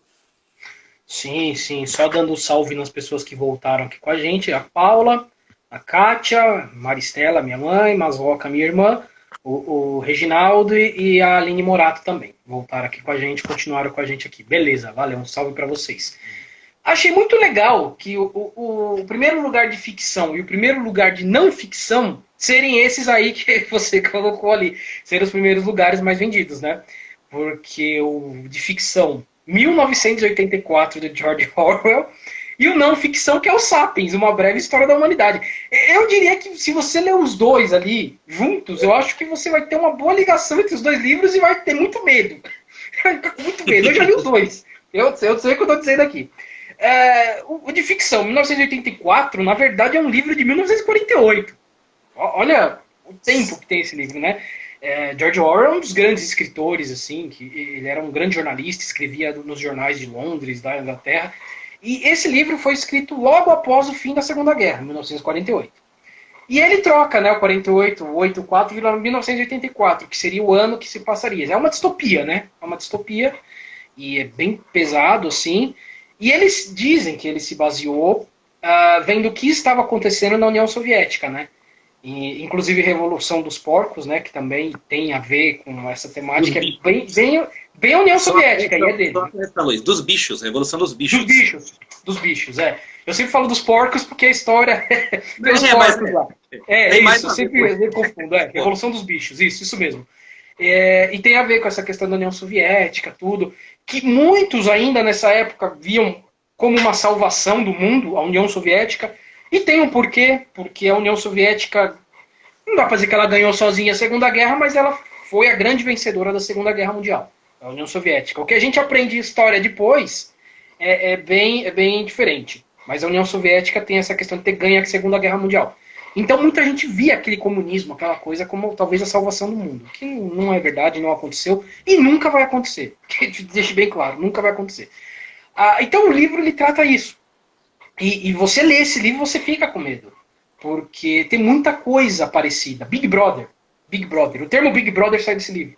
Né? Que você tem uma televisão, eu estou olhando aqui a minha televisão aqui, e tudo que o governo faz está na televisão, passa para você, você praticamente fica inundado com tudo isso. A televisão hoje não tem mais tanta importância assim, mas o celular tem. É muito parecido. Eu acho uma distopia de 1948, você lê e você vê coisas que estão acontecendo até hoje, é algo assustador. Você já leu esse livro, né, Flávio? Eu já li, inclusive eu e o Reginaldo lemos na faculdade esse livro. A gente estudou jornalismo. Normalmente é livro de faculdade. É um livro obrigatório na faculdade de jornalismo, para você entender a comunicação, entender o mundo. Eu acho que não tem uma faculdade de comunicação que não seja obrigatória a leitura dele. E tanto ele quanto esse livro do Sapiens, eles, assim, eu acho que muitos anos, durante muitas décadas, a gente tentou entender a realidade olhando para o passado. Então a gente ficava estudando Aristóteles, Sócrates, Descartes. E aí falava, oh, penso, logo existo, não sei o quê, não sei o quê. Mas eu acho que tem uma geração de filósofos brasileiros que está estimulando essa procura por novidades, que é o Leandro Carnal, o Mário Cortella e o Felipe Pondé. Esses caras estão estimulando as pessoas a buscarem novos sociólogos para ler, novos filósofos e novos pensadores. Então você tem o Yuval, tem o Pierre Levy, tem o Nassim Taleb, que é um cara que eu vou citar aqui. São caras que tentam explicar essa bagunça que a gente está vivendo. Porque você falou aí da Segunda Guerra Mundial. Até hoje se estuda a Segunda Guerra Mundial e não se entende direito o que aconteceu. Então você imagina entender o que está acontecendo hoje, que você está aqui no WhatsApp, tem uma pessoa sendo assaltada por 2 caras de moto aqui, tem um presidente falando um negócio aqui, tem vacina, tem Covid, e depois está chegando o 5G que vai implantar um chip na gente. É muita coisa para entender. Nós precisamos desses caras para tentar entender um pouco a realidade. O 1984 é um pouco do espelho do que a gente está vivendo. A gente está vivendo ditaduras softs atualmente, não nos moldes tradicionais, mas ditaduras softs. Não porque sejam boazinhas ou que sejam positivas. Mas assim, elas não têm um fuzil, não têm uma baioneta nas suas costas, mas elas atrapalham muito o desenvolvimento intelectual e do desenvolvimento humano de cada país. São autênticas porcarias. E o livro do Yuval explica a história da humanidade como tudo que ele faz. Para a gente entender onde nós chegamos hoje, e o Luiz é historiador, sabe melhor do que eu, a gente tem que entender o nosso passado. Se o brasileiro hoje, tem brasileiros hoje que votam X ou votam Y, a gente tem que entender o que aconteceu lá 20 anos atrás, há 10 anos atrás. E o Yuval, quando ele se debruça sobre isso, e aí falando da humanidade inteira, ele traz um tema para a gente que gosta de tomar uma cerveja no boteco, comer um churrasquinho, que não é um acadêmico, entender de maneira profunda e de maneira didática. O papel desses caras é explicar para a gente o que está acontecendo, ou tentar explicar, de maneira didática, sem gráfico, sem tabela do Excel, um monte de fórmula complicada, de maneira fácil. Então eles abrem nossos olhos para o mundo do que a gente está vivendo hoje. E depois eu vou falar do Nassim Taleb, no final disso aí, que ele tem esse livro que eu vou falar, ele faz uma coisa sensacional. Ele fala, não leiam esse trecho. E eu vou falar por quê. Boa, boa. Na verdade, você colocou essas 3, né? Autoajuda, ficção e não ficção. Sapiens é genial, é muito bom. Sapiens e o outro livro dele, que agora eu não lembro, que é o Homo Deus. Também é muito bom. Também é muito bom. Recomendo que vocês leiam os 2 do Yuval. É muito bom. O Homo Deus fala mais do homem mesmo, né? A figura humana. Não o homem sim, mas a figura humana. É bem legal, bem legal. Vale a pena você ler os 2. Eu vou falar aqui 3 livros que eu li e vou falar de um 4º livro também, que eu não ia falar, mas eu vou falar aqui já que a gente entrou um pouquinho em história aqui, né? Bom, Uma História do Samba, do Lira Neto, a gente falou um pouco de música aqui. Eu adorei esse livro, achei muito bom. Eu nem sou um cara que entende de samba. Conheci muitos nomes antigos por causa desse livro. Esse livro é o primeiro de uma trilogia. Então ele fica ali, conta a história ali do fim da escravidão até os anos 30 do século XX. Então passa por um monte de nome que quem é do samba conhece. Muita gente que é fora do samba não conhece, como Tia Ciata, como o Donga, Pixinguinha, que a gente muito escuta. E, nossa, tem muitos nomes ali, Noel Rosa, são muitos nomes assim. E é bem interessante, fala dos malandros, fala dos bambas, é bem legal esse livro, e explica bem. O Lira Neto, ele escreveu a biografia do Getúlio Vargas. É um famoso livro que tem de Getúlio Vargas, são 2 ou 3 livros, acho que são 2 livros. É muito bom também. O Lira Neto escreve muito bem, ele é muito bom para contar histórias. Vale muito a pena ler. Outro que eu estou terminando de ler, que também tem a ver com música, que é o Noites Tropicais do Nelson Mota. Ele é uma autobiografia dele, só que uma autobiografia voltada à música. Então, desde lá da década de 50, 60, quando ele começou a sair para a noite, conhecer, né, as músicas e as pessoas, passando por Tom Jobim, Vinícius de Moraes, Milton Nascimento, Caetano Veloso, toda essa turma aí, ele conheceu todo mundo. Ele é um jornalista, durante muito tempo ele escrevia crônicas musicais, era crítico musical, ele fez um monte de coisa. Você vai lendo o livro lá, ele fez um monte de coisa. E vai passando, década de 70 fala da ditadura, década de 80 fala da abertura, fala do rock, fala da MPB, fala das brigas, né, entre MPB, rock, o rock mais antigo, o rock mais novo, enfim, fala de tudo isso. Tim Maia, ele era muito amigo do Tim Maia, tanto que ele escreve uma biografia do Tim Maia, que também é muito boa. Então, recomendo que vocês leiam, é bem legal. Quem curte música brasileira, recomendo os dois. Essa história do samba e também as Noites Tropicais do Nelson Motta. É bem legal, bem legal. O terceiro livro, que a gente falou um pouco de crise, né? Falou de economia. Foi um livro que eu peguei para ler assim. Eu estava fazendo uma pesquisa para fazer um episódio que eu fiz sobre a crise de 29. E eu me bati com esse livro aqui. 1929 é o nome do livro. Do Ivan Santana. Eu achei que era um livro de história básica. Comecei a ler. É muito legal porque ele pega personagens da história que passaram pela crise. Então, por exemplo, ele conta como que o Charlie Chaplin passou pela crise, como a família Kennedy passou pela crise, e pessoas não tão famosas, como o famoso sapateiro que dava dicas para todo mundo. Vocês já devem ter ouvido falar desse cara, que era um sapateiro, que ficava do lado de fora lá, fazia, engraxava, mexia no sapato das pessoas que iam para a bolsa, e ele dava as dicas do dia da bolsa.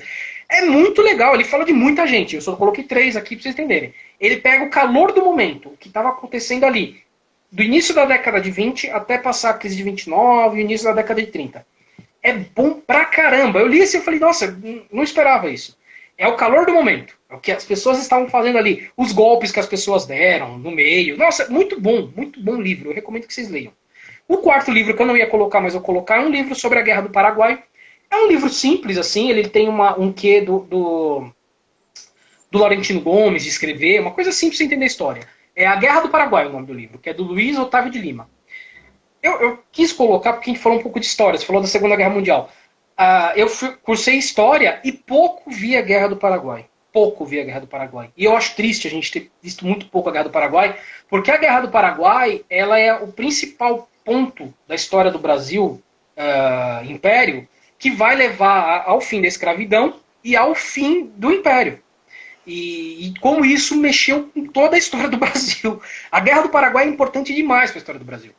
Então, eu acho legal que vocês leiam esse livro aí, leiam, estudem, legal. Ele é bem legal, ele é bem fácil de entender. Ele é da escola Laurentino Gomes, né, como eu disse, que é mais fácil de entender a história, tal, que é um jornalista que escreve história. É isso, Flávio, falei demais aqui. Você, Flávio, quais são os seus livros? Boa. Eu tenho 2 livros e uma revista para indicar. Eu acredito que o melhor investimento que eu fiz esse ano foi fazer a assinatura digital da Super Interessante. Eu tenho um relacionamento assim com a Super Interessante há uns 10, 12 anos, e é um produto que eu não abandono, porque a Super Interessante, ela me faz descobrir outras coisas. Descobrir séries, descobrir livros. Além dela ser jornalisticamente muito boa, ela para mim é um catálogo de conhecimento. Então eu descobri esse livro que eu vou falar agora, A Lógica do Cisne Negro, pela Super Interessante. Eu descobri o Yuval pela Super Interessante. Então as sessões que eles têm lá de indicações, as reportagens, me fazem descobrir coisas que estão acontecendo no mundo que eu não sei. Ela serve como um catálogo do mundo para mim. É uma assinatura baratinha, é quase 6 reais. Vou arredondar aqui, 6 reais. Você tem acesso às revistas atuais que estão na banca e tem acesso a todo o acervo da revista até 1988. Caramba. Você pode ler até lá. E é legal porque você pega as revistas lá antigas, você vê o quanto a equipe de editores, de jornalistas acertou ao longo da década. Fibra óptica, Wi-Fi, trem-bala, um monte de coisa. Monotrilho. Então, uma coisa que a gente vê hoje em dia, você tem na Super Interessante antiga. Então, é muito barato, 6 reais, para você ter acesso a um acervo de conhecimento sensacional. Eu defendo a Super Interessante, faço propaganda. Se me quiserem chamar para trabalhar lá, eu vou também. Estamos aí à disposição. Aí sim. Em sequência da Super Interessante, eu tenho que falar da Lógica do Cisne Negro, que é do Nassim Taleb, que eu descobri nas páginas da revista. Esse livro, ele virou automaticamente, assim que eu terminei de ler, um dos livros de cabeceira para mim. Por quê? O que é o Cisne Negro? O Cisne Negro, o Nassim Taleb defende a ideia que os grandes acontecimentos importantes na sociedade e na vida, eles não são previsíveis, aqueles que impactam. Por quê? Porque a gente faz previsões, nós, pessoas comuns, economistas, psicólogos, sociólogos, estudiosos em geral, e consultores, analistas, eles fazem previsões com base nas experiências anteriores que eles tiveram. Então, por exemplo, jamais um especialista militar, jamais um cara que trabalha com economia, com sociologia, ia prever que no dia 11 de setembro de 2001, dois aviões iam bater em torres. Por quê? Nunca aconteceu isso. E a gente sabe o quanto isso mudou o mundo. A gente teve a guerra do Afeganistão, a guerra do Iraque, deu margem para o nascimento do Estado Islâmico mais atrás, que hoje decapita pessoas na França, na Europa em geral, embora esteja mais enfraquecido. Mas a ideia permanece, que é uma coisa que o Luiz sempre fala em programas, em lives. Então, isso é um cisne negro. Por exemplo, a pandemia agora de Covid. Quem previu a pandemia de Covid? Não. Aliás, nem o João Bidu previu. O João Bidu pediu desculpa aí, porque ele falou que o ano seria muito bucólico, muito legal, entraríamos na era de aquário e flutuaríamos em paetês e plumas de algodão. Então ninguém conseguiu prever a Covid. A Covid é um cisne negro. Então, Nassim Taleb, ao longo do livro, ele prova por A mais B que ninguém consegue prever com exatidão porcaria nenhuma quando se trata de acontecimentos importantes. Nem na nossa vida pessoal, nem nas sociedades em geral. E o que eu falei lá atrás, que ele dá um aviso no meio do livro, que eu acho genial, quando eu chego ali na página 300, ele fala assim, gente, da página tal até a página tal, não precisa ler. Isso aqui é para técnico, é para economista, para quem quer estudar probabilidade. Você, que é um cara comum, que só quer aprender sobre o cisne negro, pode pular. Pega essa página aqui, pula para 380 e termina o livro. E aí você pega assim para folhear, só por curiosidade, um monte de gráfico, um monte de coisa. Aí eu falo, realmente, eu não entender porcaria nenhuma. Obrigado, Nassim Taleb, pela dica. Mas prova que o cara não tem vaidade nenhuma, está preocupado em espalhar conhecimento. E o outro livro que eu quero indicar é o livro do Chapman, esqueci o primeiro nome dele, que são As 5 Linguagens do Amor. Dá a impressão que é só mais um livro de autoajuda, mas não é. Até porque muito cara de autoajuda que escreve no Brasil chupinha os americanos e europeus. O cara pega lá o que eles fazem, traduzem aqui e escrevem livro como se eles tivessem descoberto. Esse livro do Chapman, ele indica 5 linguagens que as pessoas se relacionam dentro do namoro, dentro do casamento, do noivado, ou até de um relacionamento aí mais curto. Cada pessoa tem uma linguagem do amor. Tem gente que gosta de ouvir palavras de afirmação, ouvir elogios, tem pessoas que gostam de presente, tem pessoas que gostam de gestos. E geralmente as brigas do casal, pelo que ele fala no livro, opa, o Max. Grande Max. Max, sossega. Aí, a linguagem do amor do Max é latir. Tá vendo? E tem gente que tenta se comunicar num relacionamento. Manda aí, cadê? Ei. Boa! Mas cachorro, animal é assim. Você põe no palco na televisão, eles não fazem nada do que a gente fala. Então eu indico esse livro do Chapman. Aí, ó. Isso sim é a estrela do podcast. E eu tô achando que ele vai comer um travesseiro aí atrás. Não vai nada. Quer brincar. Ele veio pra brincar aqui comigo.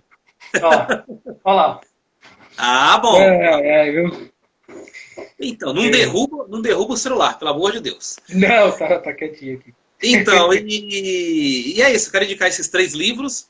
Boa. Um fala de relacionamento, indicado, não um livro super interessante, porque é um portal de conhecimento. E o livro do Nassim Taleb, porque ele simplesmente dá um tapa na cara de todo mundo, que tenta prever coisas a médio e longo prazo. Previsão existe? Existe. Mas de coisa realmente robusta que muda a sociedade, é muito difícil. Boa. É Gary Chapman. Você ficou dando o primeiro nome? Gary Chapman. Peguei aqui. Deixa eu ver que chegou bastante mensagem. O Reginaldo falou que descobriu em 1984 na faculdade. Normalmente é quando a gente descobre esse livro aí. Normalmente é na faculdade. O Silas Personalizado entrou de novo. Felipe entrou aqui. Um salve para ele. Primo. Abração, meu primo. Um salve. E Vivida Terapias também entrou aí. Um salve. Bom, vamos continuar aqui no roteiro. Eu até peguei aqui para ver o livro que você deu aqui do Cisne Negro. Eu tô dando uma olhada aqui. Mas vou. Muito bom. É isso. Falamos dos livros. Vamos passar para os podcasts. Afinal é a nossa área, né? Aqui o que a gente entende aqui, né? Estamos muito longe dessa lista que eu coloquei aqui de ouvintes. Mas eu achei interessante porque peguei pelo Spotify, né? Dá muita diferença para outros agregadores aí. Mas o Spotify é o mais famoso, não tem jeito, né? O primeiro lugar é o horóscopo hoje. achei interessante. É o primeiro lugar, o horóscopo hoje. O Café da Manhã da Folha. O Primocast, que também tem a ver com dinheiro. O Primocast tem a ver. O Nerdcast, que é o grande podcast do Brasil. É o grande podcast do Brasil, não tem nem o que falar. Flow Podcast, que tem feito muito sucesso. Autoconsciente, eu não conheço. O Assunto, que é o da Renata Lopretti. Mamilos, que é muito bom. Entrevistas também, é muito legal de ouvir. Inglês do zero, provavelmente deve ser para aprender inglês. Imagina. Filhos da Grávida de Taubaté. Eu não sei, mas com esse nome aí deve ser bom. Legal, gostei do nome. Deve ser muito bom. Não conheço, deve ser muito bom. E para fechar, o xadrez verbal. Xadrez verbal eu adoro, eu escuto bastante. Você vê que há um tempo atrás, podcast no Brasil era mesa redonda, coisas nerds. O Nerdcast é o principal nome disso, né? Mas a grande maioria dos podcasts era isso. Hoje você tem vários, aqui que eu tô falando, Horóscopo, Primocast, que é financeiro, o Flow Podcast, que é entrevista, parecido com o que a gente faz aqui, inclusive, o Assunto, que é jornalístico, enfim, você tem vários aqui. O podcast no Brasil realmente está pegando, isso é legal, legal. A gente aqui que faz podcast, isso é legal. Flávio Santos, você escuta algum desses aqui que eu falei? Assim, você tem Escuto da Renata Lopretti e tenho não só escutado, como assistido o Flow Podcast. Porque eu acho que eles têm pautado bastante as redes sociais ultimamente. Os convidados que eles estão levando, eu não conhecia os apresentadores, não faço a menor ideia de onde eles são, mas eu gosto da maneira que eles conduzem o programa, principalmente porque eles deixam o convidado falar. Tem cara que não deixa o convidado falar. O convidado vai falar, ele corta. Eu, por exemplo, eu ouvi um do Maurício Meirelles esses dias, que é humorista, que todo mundo conhece, e ele levou o delegado da Cunha, que é um delegado famoso na internet. E aí o cara ia explicar de investigação, ele ia lá, aí contava piada, fazia não sei o que lá, e fazia não sei o que lá. E eu acho péssimo. Quando eu ouço um podcast com um entrevistado, eu quero ouvir o cara falar. Eu quero ouvir o cara desenvolver. Sim. Você vai jogando as coisas lá pro cara falar. E o Flow Podcast, ele faz isso. Inclusive, Flow é uma palavra que o pessoal usa muito pro rap. Quando quer falar do ritmo do cara, como o cara junta as rimas. Então tem tudo a ver. Eu acho que eles são muito competentes nisso. E eu destaco a entrevista que eles fizeram com o Renato Cariani. Renato Cariani é um cara que eu gosto muito, ele é do mundo fitness. Só que ele é um cara forte, grande, mas não é aquele estereótipo de ser grosseiro, ogro. Não, o cara fala mansinho, fala baixinho, fala pausadamente, ele explica tudo, quebra mitos. Então eu tenho ouvido ele bastante, tenho ouvido a Renata Lopretti. A Renata Lopretti hoje eu considero uma das maiores jornalistas do Brasil. Ela Sim. pegou ali eu ia falar, pegou o bastão do William Vac. Ia ficar meio esquisito, né? Mas melhor. Ia ficar meio esquisito, né? Ficar meio esquisito. Ela assumiu o posto do William Vac. Eu acho o William Vac fantástico, embora ele seja um tremendo racista, falou bobagem aí, mas enquanto jornalista ele é muito bom. Não assisto mais, não consumo mais depois que ele falou aquela frase. Mas o que ele já fez no jornalismo não se apaga. E a Renata Lopretti conduz muito bem o programa. Eu acho que ela está à altura dele ali, da vivência dele, da qualidade dele. No podcast, que não tem comercial, não tem ninguém para cortar, não tem nada para atrapalhar, ela dá um show. Então eu consumi bastante esses dois desses últimos meses. O Flow tem uma coisa interessante, que não sei se é o primeiro, mas pelo menos é o mais famoso podcast que é feito no YouTube, né? Ele é uma coisa diferente. O podcast normalmente não tem imagens, né? A gente está fazendo as lives aqui, mas é diferente. O Flow, ele é feito no YouTube, pro YouTube, né? E depois vira podcast. Mas é um podcast. É interessante essa junção que eles conseguiram fazer. Nem os outros grandes famosos, como eu falei, o Xadrez Verbal é famoso, o Nerdcast, todos eles não têm isso. Não conseguiram fazer. O Flow conseguiu. O Flow tem essa pegada aí do YouTube. E tem visualização pra caramba no YouTube também. Então, tem uma ideia de qual o tamanho deles, né? Provavelmente eles não estão mais para cima aqui nesse ranking que eu peguei, porque muita gente vê no YouTube, não escuta no Spotify. Provavelmente, se juntasse os dois, eles estariam lá em cima, batendo com o Nerdcast ali, que realmente é o grande podcast do país, ainda é hoje, Nerdcast. Tem 1 milhão de plays aí por semana, um negócio gigantesco para um podcast. Bom, aí eu resolvi, Flávio, eu até mandei para você, falei, vou colocar essa lista aqui e colocar os nossos episódios mais ouvidos do ano, né? Eu coloquei uma listinha aqui, falar os 3 primeiros, né? Não vou descer muito, porque é interessante. 2 foram feitos esse ano aqui, que foi o do coronavírus, quando entrevistamos a doutora Camila, logo no comecinho do coronavírus, lá em março, lá longínquo março, né? Parece que faz uns 5 anos já, que é o primeiro colocado. O de ufologia em segundo lugar, mas com um destaque. Esse do coronavírus a gente tocou muito na época. E depois ninguém mais pegou para ouvir. O da ufologia teve muita gente ouvindo, que a gente entrevistou o Ademar, agora não lembro sobre o sobrenome dele, que é da revista UFO. Ele é o diretor da revista UFO. E toda semana tem alguém ouvindo esse episódio. Toda semana. Eu creio que logo, logo esse de ufologia vai passar o do coronavírus e será o primeiro nosso aqui mais ouvido. Ele tem nessa alta aí. E o terceiro, que é o Dia da Mentira Todo Dia. Outro podcast que muita gente ouve até hoje. Que é quando a gente entrevistou o Gilmar Lopes do E-Farsa. É interessante, 3 episódios assim bem diferentes um do outro, né? Um de fake news, um de ufologia e o terceiro de coronavírus, né? Coisas bem diferentes um do outro aí. Eu acho legal, acho interessante isso. Flávio, você o da Camila, da doutora Camila Martini, que foi esse que está em primeiro lugar, esse de longe foi mais difícil para conseguir a entrevista com ela. Não com ela especificamente, porque foi logo no começo da pandemia e ninguém tinha tempo de falar. Imagina que um cara vai parar para falar com um podcast com alguém que seja. Eram plantões, não tinha folga. E ela gentilmente cedeu lá um tempo pra gente, arrumou um espacinho, falou. Depois a Marília Martini, que é a irmã dela, falou também. Fez uma live com o Luiz, deu entrevista no podcast. Mas assim, o que eu lembro é que foi uma correria enorme para achar alguém que pudesse falar. E a gente aprendeu, porque nós também não sabíamos nada. Não. É engraçado que a gente lembra do passado e o começo da pandemia está muito diferente de hoje. Sim, no começo a gente estava perguntando para que tinha que usar máscara, o que era vírus, tava live todo dia bombando na internet, live de Gustavo Lima, live de não sei quem. E hoje ninguém fala mais disso. Não que a gente tenha virado especialista em vírus. A gente continua sem saber direito o que é e continua usando a máscara torta na cara. Às vezes a máscara foi meio assim, o bigode para fora e tal. Exatamente. A gente não evoluiu tanto, não. Mas você veja como o movimento da humanidade, da sociedade, vai mudando ao longo dos tempos. O da ufologia, eu tenho uma tese aqui que eu até falei para o Luiz, e eu acredito que ele sempre está sendo requisitado, porque é um tema que não esfria nunca. Essa semana um cara lá que era um importante lá no exército americano disse que existe um pacto com a Federação Intergaláctica. Olha só, a Federação Intergaláctica, que o Trump sabe, que os governos americanos sabem, sabe-se lá qual o objetivo desse pacto, né? Não sei até agora, não entendi muito bem, mas tem um pacto secreto que não pode revelar para ninguém. Então, assim, o cara vê isso aí, vê a analista lá, ufologia, o cara vai ouvir. E o Ademar, ele é eu acho que ele é o maior especialista em ufologia aqui no Brasil.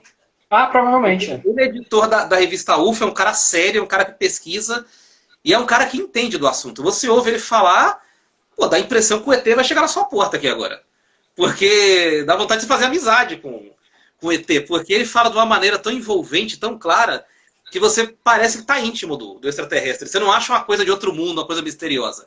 Ele trata de maneira científica como é. É uma vida de outro planeta. Apenas isso, essa é a possibilidade. E o outro episódio foi o do Gilmar. Eu acho que o Gilmar, eu sempre me confundo, mas eu acho que o Gilmar foi o primeiro entrevistado nosso, não foi?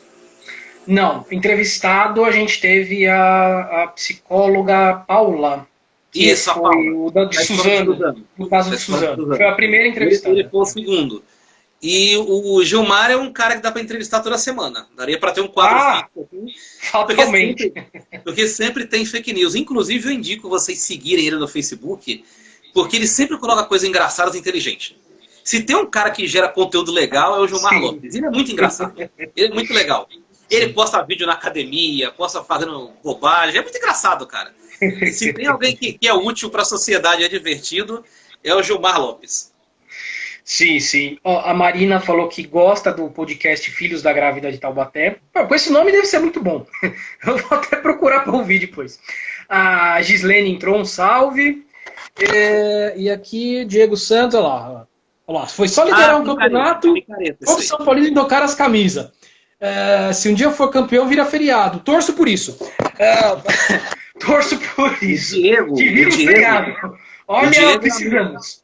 O Diego é amigo em comum meu, do Reginaldo. O Diego é um xarope. Não liga, não. E digo mais. Fernando Diniz, nunca critiquei. Vambora, vamos continuar aqui. Flávio Santos, eu preciso falar do nosso quarto colocado mais ouvido aqui, que eu preciso pedir desculpas para as pessoas que ouviram. É o nosso primeiro episódio. Que coisa horrível.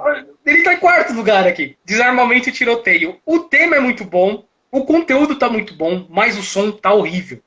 Olha, eu peço desculpas para vocês que ouviram. Eu peço desculpas. Não escutem. Recomendo, não escutem. Tá ruim. O áudio tá ruim. Eu tentei arrumar de tudo que é jeito aquilo, não deu. O áudio tá ruim. Foi o primeiro, né, Flávio? A gente aprendeu, né?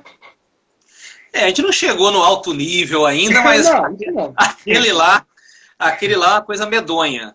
E eu sei que tem gente que está ouvindo, está assistindo a live, vai ficar curiosa para ver e vai aumentar o número mais ainda. Mas é isso aí, a gente tem coragem, deixa lá aquele negócio registrado. Assim, eu falando desse jeito, dá a impressão que a gente quer deixar lá, né? Na verdade, já pensou em apagar, mas não tem como apagar. Não, então é isso, vamos fingir que a gente não liga. É isso aí, pode entrar, pode comentar. Mas que é horrível. Eu já tentei ouvir um pedaço e foram as experiências mais desagradáveis e assustadoras da minha vida. Ai. Olha lá, o Diego falou que é nós, Flavião. Deu risada abraço, aqui. Diego, é nóis.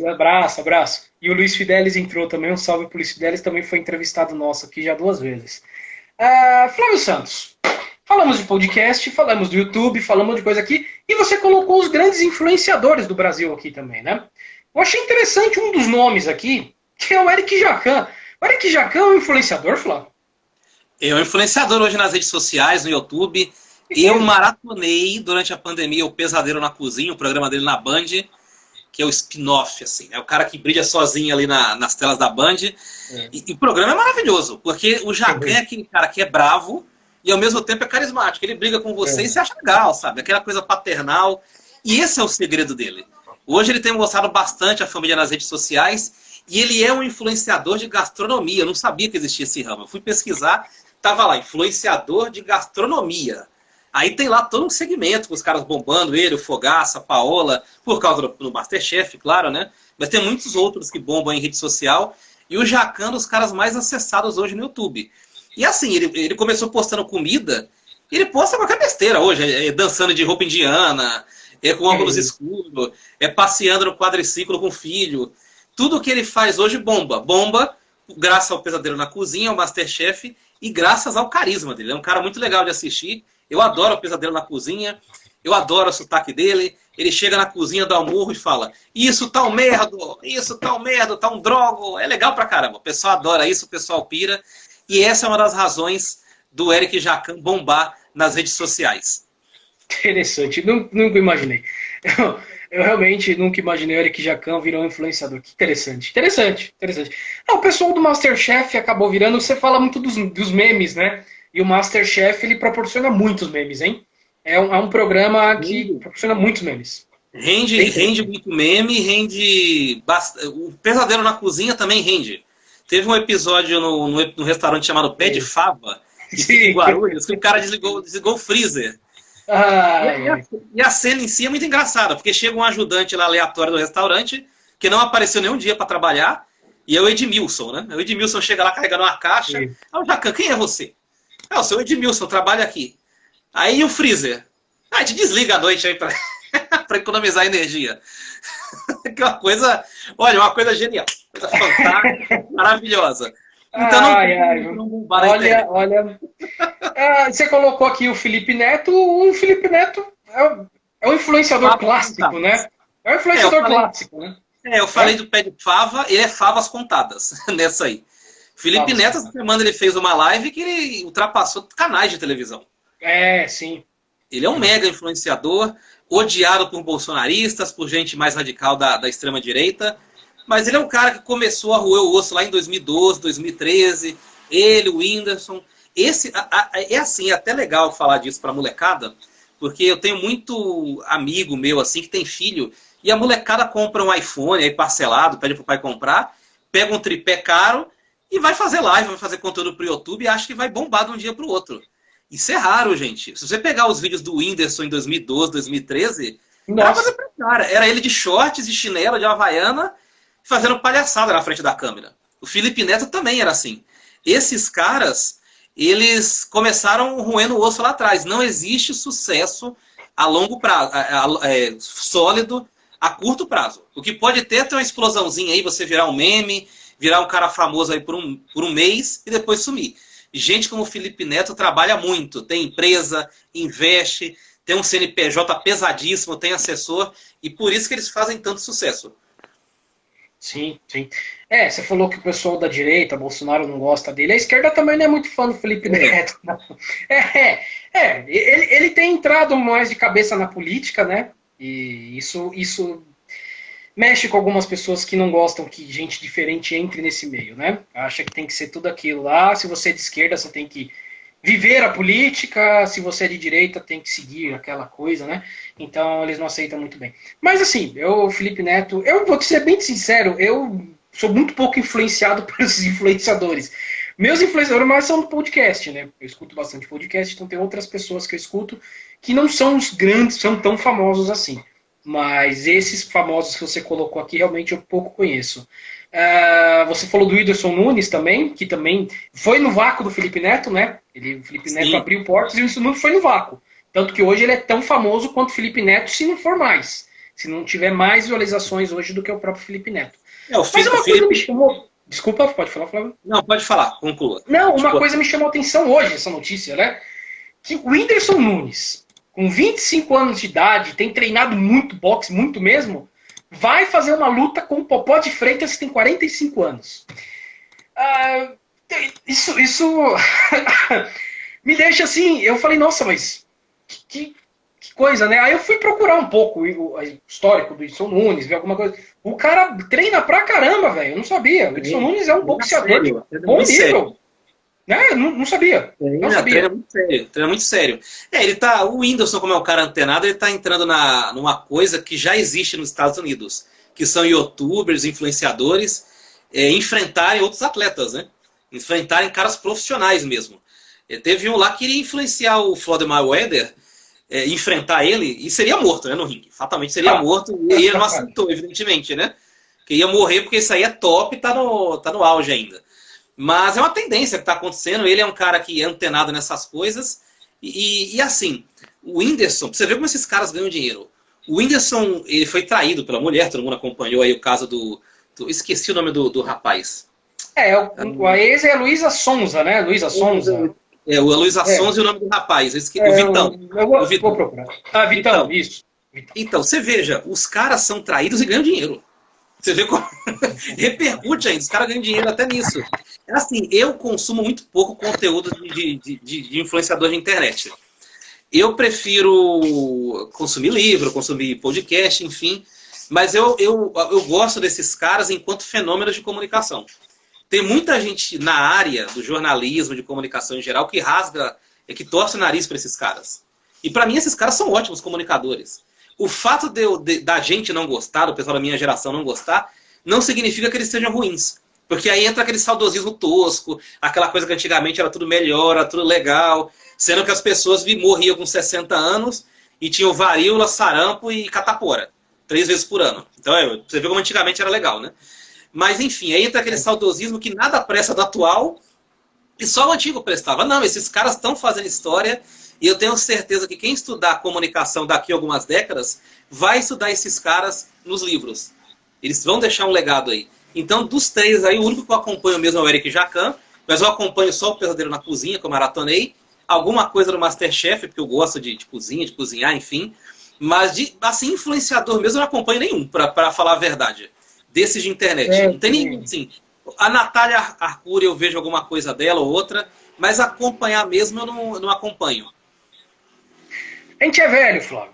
A gente é velho. Pronto, ponto. Não sei porque a gente tá velho. A verdade é essa. A verdade pura é essa. A gente tá velho. Eu tava lendo esses dias que quando você lê escrito FDS, é fim de semana, certo? Pra mim que sou velho, é fim de semana. Pra gente também. Pra geração mais nova é um belo de um palavrão. É um belo foda-se. Se a gente escrever isso pra molecada, eles vão rir da nossa cara. Tamo velho, Flávio. Acabou. Tamo velho. Tamo velho. É duro. Passou. É duro. Não tem. Tamo velho. Ó, a Gislene aqui colocou, o melhor de tudo é evolução. Sim, tamo evoluindo. Tamo indo lá. A gente chega em algum lugar, né? Ela falou que todo começo é desafiador tal, e que ela é fan forever nossa. Muito obrigado. A gente agradece. Beijão. Muito legal. O André Simões entrou, um salve pra ele. Opa, André também era da faculdade, hein? Tá entrando aí também? Abração, André. Ó, o Diego Santos falou que o Vitão é traíra, que se fosse na Tiradentes ia pro micro-ondas. Rapaz, não, opa. Cuidado, rapaz, que medo. O Diego é meu vizinho aqui de bairro, e realmente, eu acho que não teria mais Vitão hoje em dia. A Marina, minha irmã, é viciada nos youtubers, é verdade. Ela fica vendo lá direto os youtubers lá. A Felipe Neto, Ted, Luba TV. Faço ideia.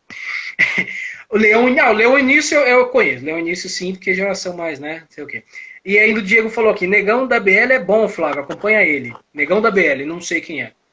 Se eu não me engano, quem falou isso aí? Quem indicou? O Diego Santos. Se eu não me engano, é um youtuber aqui da Tiradentes, da cidade de Tiradentes. Ah, bom. Esse cara eu conheço, eu não acompanho a fundo, mas realmente ele é um cara muito bom. Mas não acompanho os vídeos dele a fundo. Vou acompanhar com a dica dele. Reforçou pra mim aí. Boa. É isso, Flávio. Passamos aqui. Chegamos na parte dos salves e do jabás. Eu vou falar o salve antes, Flávio. Depois a gente faz o jabá aqui, que eu vi que você vai falar do negócio aqui. Que ele ganhou um prêmio, né? Esse nosso que a gente vai falar. Que ele ganhou um carro, hein? Ganhou um carro, né? Eu vi que ganhou. Leva nós pra dar um rolê. Boa. Ó, o salve, na verdade, você colocou aqui, que é para mandar um beijo, abraço a todos os ouvintes, entrevistados, familiares e amigos que nos ajudaram. Como a Gislene falou agora aí, que acompanha a nossa evolução aqui e tal, muito legal. Eu mando um abraço para todo mundo aí que tá seguindo a gente, que conversa com a gente gosta. Pode me zoar aí, que eu sou São Paulino, fica à vontade, viu, Diego? Pode zoar aí, que eu vi que esse seu 1914 aí significa muita coisa, tá? Eu sei o que é. E 51 é cachaça, tá? Só pra deixar avisado. E Fernando Diniz. Nunca duvidei, nunca critiquei. Vamos lá. Olha lá, hein? Sei não, hein? Flávio Santos, você tem aí uns salves aí, o que você quer mandar pro pessoal? Eu só queria anunciar que eu não vou colocar a camisa do meu time aqui, porque eu não quero causar comoção, sabe? Eu não quero que as pessoas fiquem com pena de mim. Eu me enxergo como um coitado. Eu usaria a camisa do Vasco aqui, o gigante da colina, que está cada vez menor. Essa é a realidade. Eu quero mandar um salve especial aqui, que na verdade é um episódio que nós gravamos há meses atrás com o Ivan Lima. O Ivan Lima, essa semana, ele voltou a aparecer na Record. Ele foi premiado no reality show da Record, apresentado pela Xuxa, e ele ficou em primeiro lugar. Ganhou um belo de um carro, merecidamente. E foi um dos maiores prêmios que nós tivemos nesse podcast, foi ouvir ele cantando ao vivo pra gente. Ele cantou uma música do Queen, não lembro qual foi a música exatamente, mas assim, eu lembro que a gente ficou em silêncio para ele se preparar para cantar, e aí veio aquela voz rompendo assim no nosso fone de ouvido, na nossa caixa de som. Aquilo é um privilégio, porque o Ivan Lima, ele canta na banda dos seguranças do metrô.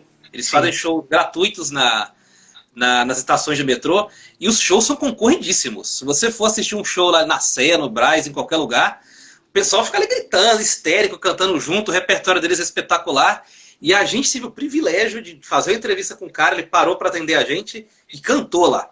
Ele cantou 15, 20 segundos que eu nunca vou esquecer. Então eu recomendo que você que está aí, vai estar no feriadão, cheio de peru na barriga, todo empanturrado, vai lá no Spotify, pesquisa e ouça o episódio do Ivan Lima e também da Ellen Oléria, que ganhou o primeiro The Voice aqui no Brasil, que também é outra puta cantora que a gente entrevistou, outro privilégio que o Entenda Nada Podcast deu pra gente, essa oportunidade. Sim.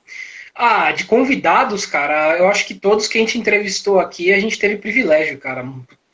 Sem brincadeira, como o Flávio fala, a gente tem uma aula a cada entrevista, né? A gente recebe uma aula a cada entrevista. É bom demais, cara, é bom demais. Todos entrevistados, a gente não teve problema com nenhum. Muito pelo contrário, todos eles bem assim. Eu só tenho uma coisa a falar desse episódio do Ivan Lima, que foi difícil de eu e o Flávio voltar a querer falar depois que ele cantou, né? Porque a diferença de voz seria... Olha, foi dose. Ele aquela baita voz, aí veio o Flávio falando depois. Pela madrugada, né? É o típico episódio que dá vontade de encerrar depois, sabe? E volta duas taquaras rachadas falando, aí fala, vamos se aposentar, né? Dá vontade de virar a polícia e falar, vamos se aposentar, vai, vamos deixar pra lá, que não dá. Eu quero mandar um abraço pro meu primo, porque ele que fez a ponte entre eu e o Ivan Lima, o Jonathan, que é irmão do Felipe, que tá aqui. Abração pra ele, que também é um baita músico, toca em igreja, faz freelancer por aí. Então, abração, primo. Há muito tempo a gente não se vê e tô com saudades. Boa. Ó, ainda lendo mais um pouco aqui, a Marina falou que Negão da BL é bom mesmo. O Mazokcast falou que a gente vê a diferença de geração quando pede para alguém fingir que está falando no telefone e simbolizando com a mão. É verdade. A criançada já faz assim, ó. A gente ainda faz assim, né? Já faz assim. Assim mesmo. É isso, é isso. Ó, o Diego Santos falou que acho que ele é carioca, o BL, o negão da BL. O Reginaldo falou que tem a rapaziada do Flow Podcast, entrevistas bem interessantes. Sim, a gente falou aqui, a gente comentou que é uma junção de podcast com o YouTube, bem interessante, aliás, o Flow tem conseguiu fazer isso. O Reginaldo falou que a Lusa foi campeã, a grande Lusa, vai voltar para a Série D, isso aí. Queremos ver a Lusa renascer, hein? Isso eu acho bem legal, bem legal. O Diego falou salve, menino Reginaldo. Fabiano Soares entrou aí, um salve pra ele. Picareta, outro picareta também. Picareta esse também? Isso aí é sem vergonha, isso aí não vale R$1. Picareta. Chupa Fabiano, diga-se de passagem. A minha mãe achava que você era corintiano, Flávio. O Reginaldo... Pro Vasco, sofro pra caramba. Vascaíno. O Reginaldo falou salve, Diegão. E aí, Fábio, salve. O pessoal tá se cumprimentando aí, virou um chat aqui, boa, legal. Boa. Olha a cara de felicidade de São Paulino, isso aí. Tô feliz, estamos felizes aqui. Tô saindo do armário. E já falei, tô saindo do armário, tô feliz. E nunca critiquei o Diniz, viu? Nunca critiquei o Diniz aqui. Imagina. Nunca critiquei, jamais. A Gislene falou que fomos maravilhosos no ano de 2020. Valeu, muito obrigado. Que a gente tem uma energia tão boa, nós dois, eu e você, Flávio, legal, muito obrigado. Você trouxeram a descontração e informação. Já estão fazendo. Olha lá, o Diego mandou um beijo pra Gislene, a Gislene deu um oi pra ela. Já tá tendo até uns conchavos aqui já. Muito legal, tô gostando aqui, ó. Muito bom. O chat é pra isso mesmo, é pra vocês falarem. Ó, pra terminar, eu tenho um salve aqui pra Maiara Azevedo, porque ela mandou, eu tinha escrito lá, né, pra mandar o que fez aqui, né? Aí escreveram lá, ó. Ela falou que nessa pandemia ela aprendeu sobre Enneagrama, eu não sei o que é, eu perguntei para ela o que era, ela não me respondeu ainda. Assim que ela me respondeu, eu vou falar o que é. Eu não faço ideia do que seja. Que ela ficou muito em casa, que é certo, né? Eu também fiquei em casa pra caramba. E conheceu aí um tal de Entendo Nada Podcast. Né? Conheceu um tal de Entendo Nada Podcast aí. Boa. E é isso. Vamos fechando aqui. Eu só tenho que... tá bom. A pessoa que já tá querendo, mandando um vinho, cerveja, gigatona. O bate-papo aqui tá melhor que o programa, cara. Eu tô vendo aí, bate-papo. Eu acho que é melhor a gente sair do programa e ficar no chat, né? Tô falando, o negócio aí tá bom, cara. Tá ficando bom aí, ó. Gente, é isso. Valeu, muito obrigado por vocês entrarem aí, por 2020, por seguirem a gente. E avisando que essa live fica no IGTV, fica no nosso YouTube e vira áudio para podcast também. Então vai estar lá para vocês ouvirem, verem, fazer o que vocês quiserem. É isso aí, Flávio. Fechamos.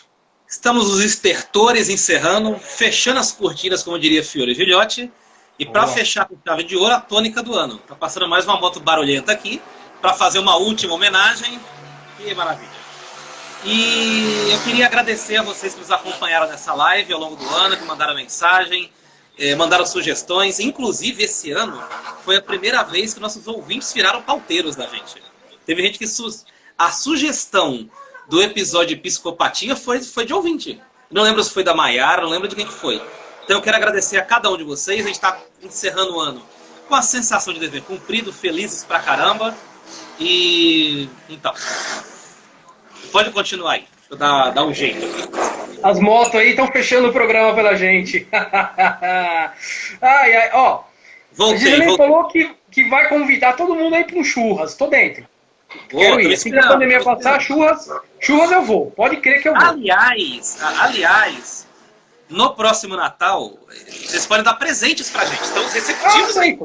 Aceito. Se quiserem fazer uma vaquinha aí pra presentear a gente, estamos juntos. Primeira vez que eu preciso de um protetor auricular. Como vocês estão percebendo aqui, né? Mas estamos aí. Panetone, chocotone. Estamos aí na pista para receber qualquer coisa. E é isso aí, Luiz. Missão cumprida. Um brinde aí pra gente na caneca. Caneca. Tamo aí. É isso aí. Essa é a última live do ano. Não vai ter outra live. Mas já quero anunciar uma das próximas em fevereiro. Vai ser com a dupla Eric e Jéssica. É uma dupla muito legal. Toca sertanejo, toca pop rock. Eu tô agendando com eles aí. O pessoal tem uma agenda difícil, hein? Concorrido. Mas eles vão falar com a gente aqui em fevereiro. Vai ser uma live, vai ser bem bacana. Então, beijão, abração para todo mundo que participou. Valeu, Luiz. Uma honra mais uma live aqui. Sempre divertida, sempre legal. Tamo junto aí para 2021. A gente continuar fazendo live e podcast. Fechamos. Diniz, nunca te critiquei, Diniz, nunca. Opa. Valeu. Volta Antônio Lopes e volta Pai Santana. Valeu, gente. Abraço. Valeu. Fumos. Bora. Bora.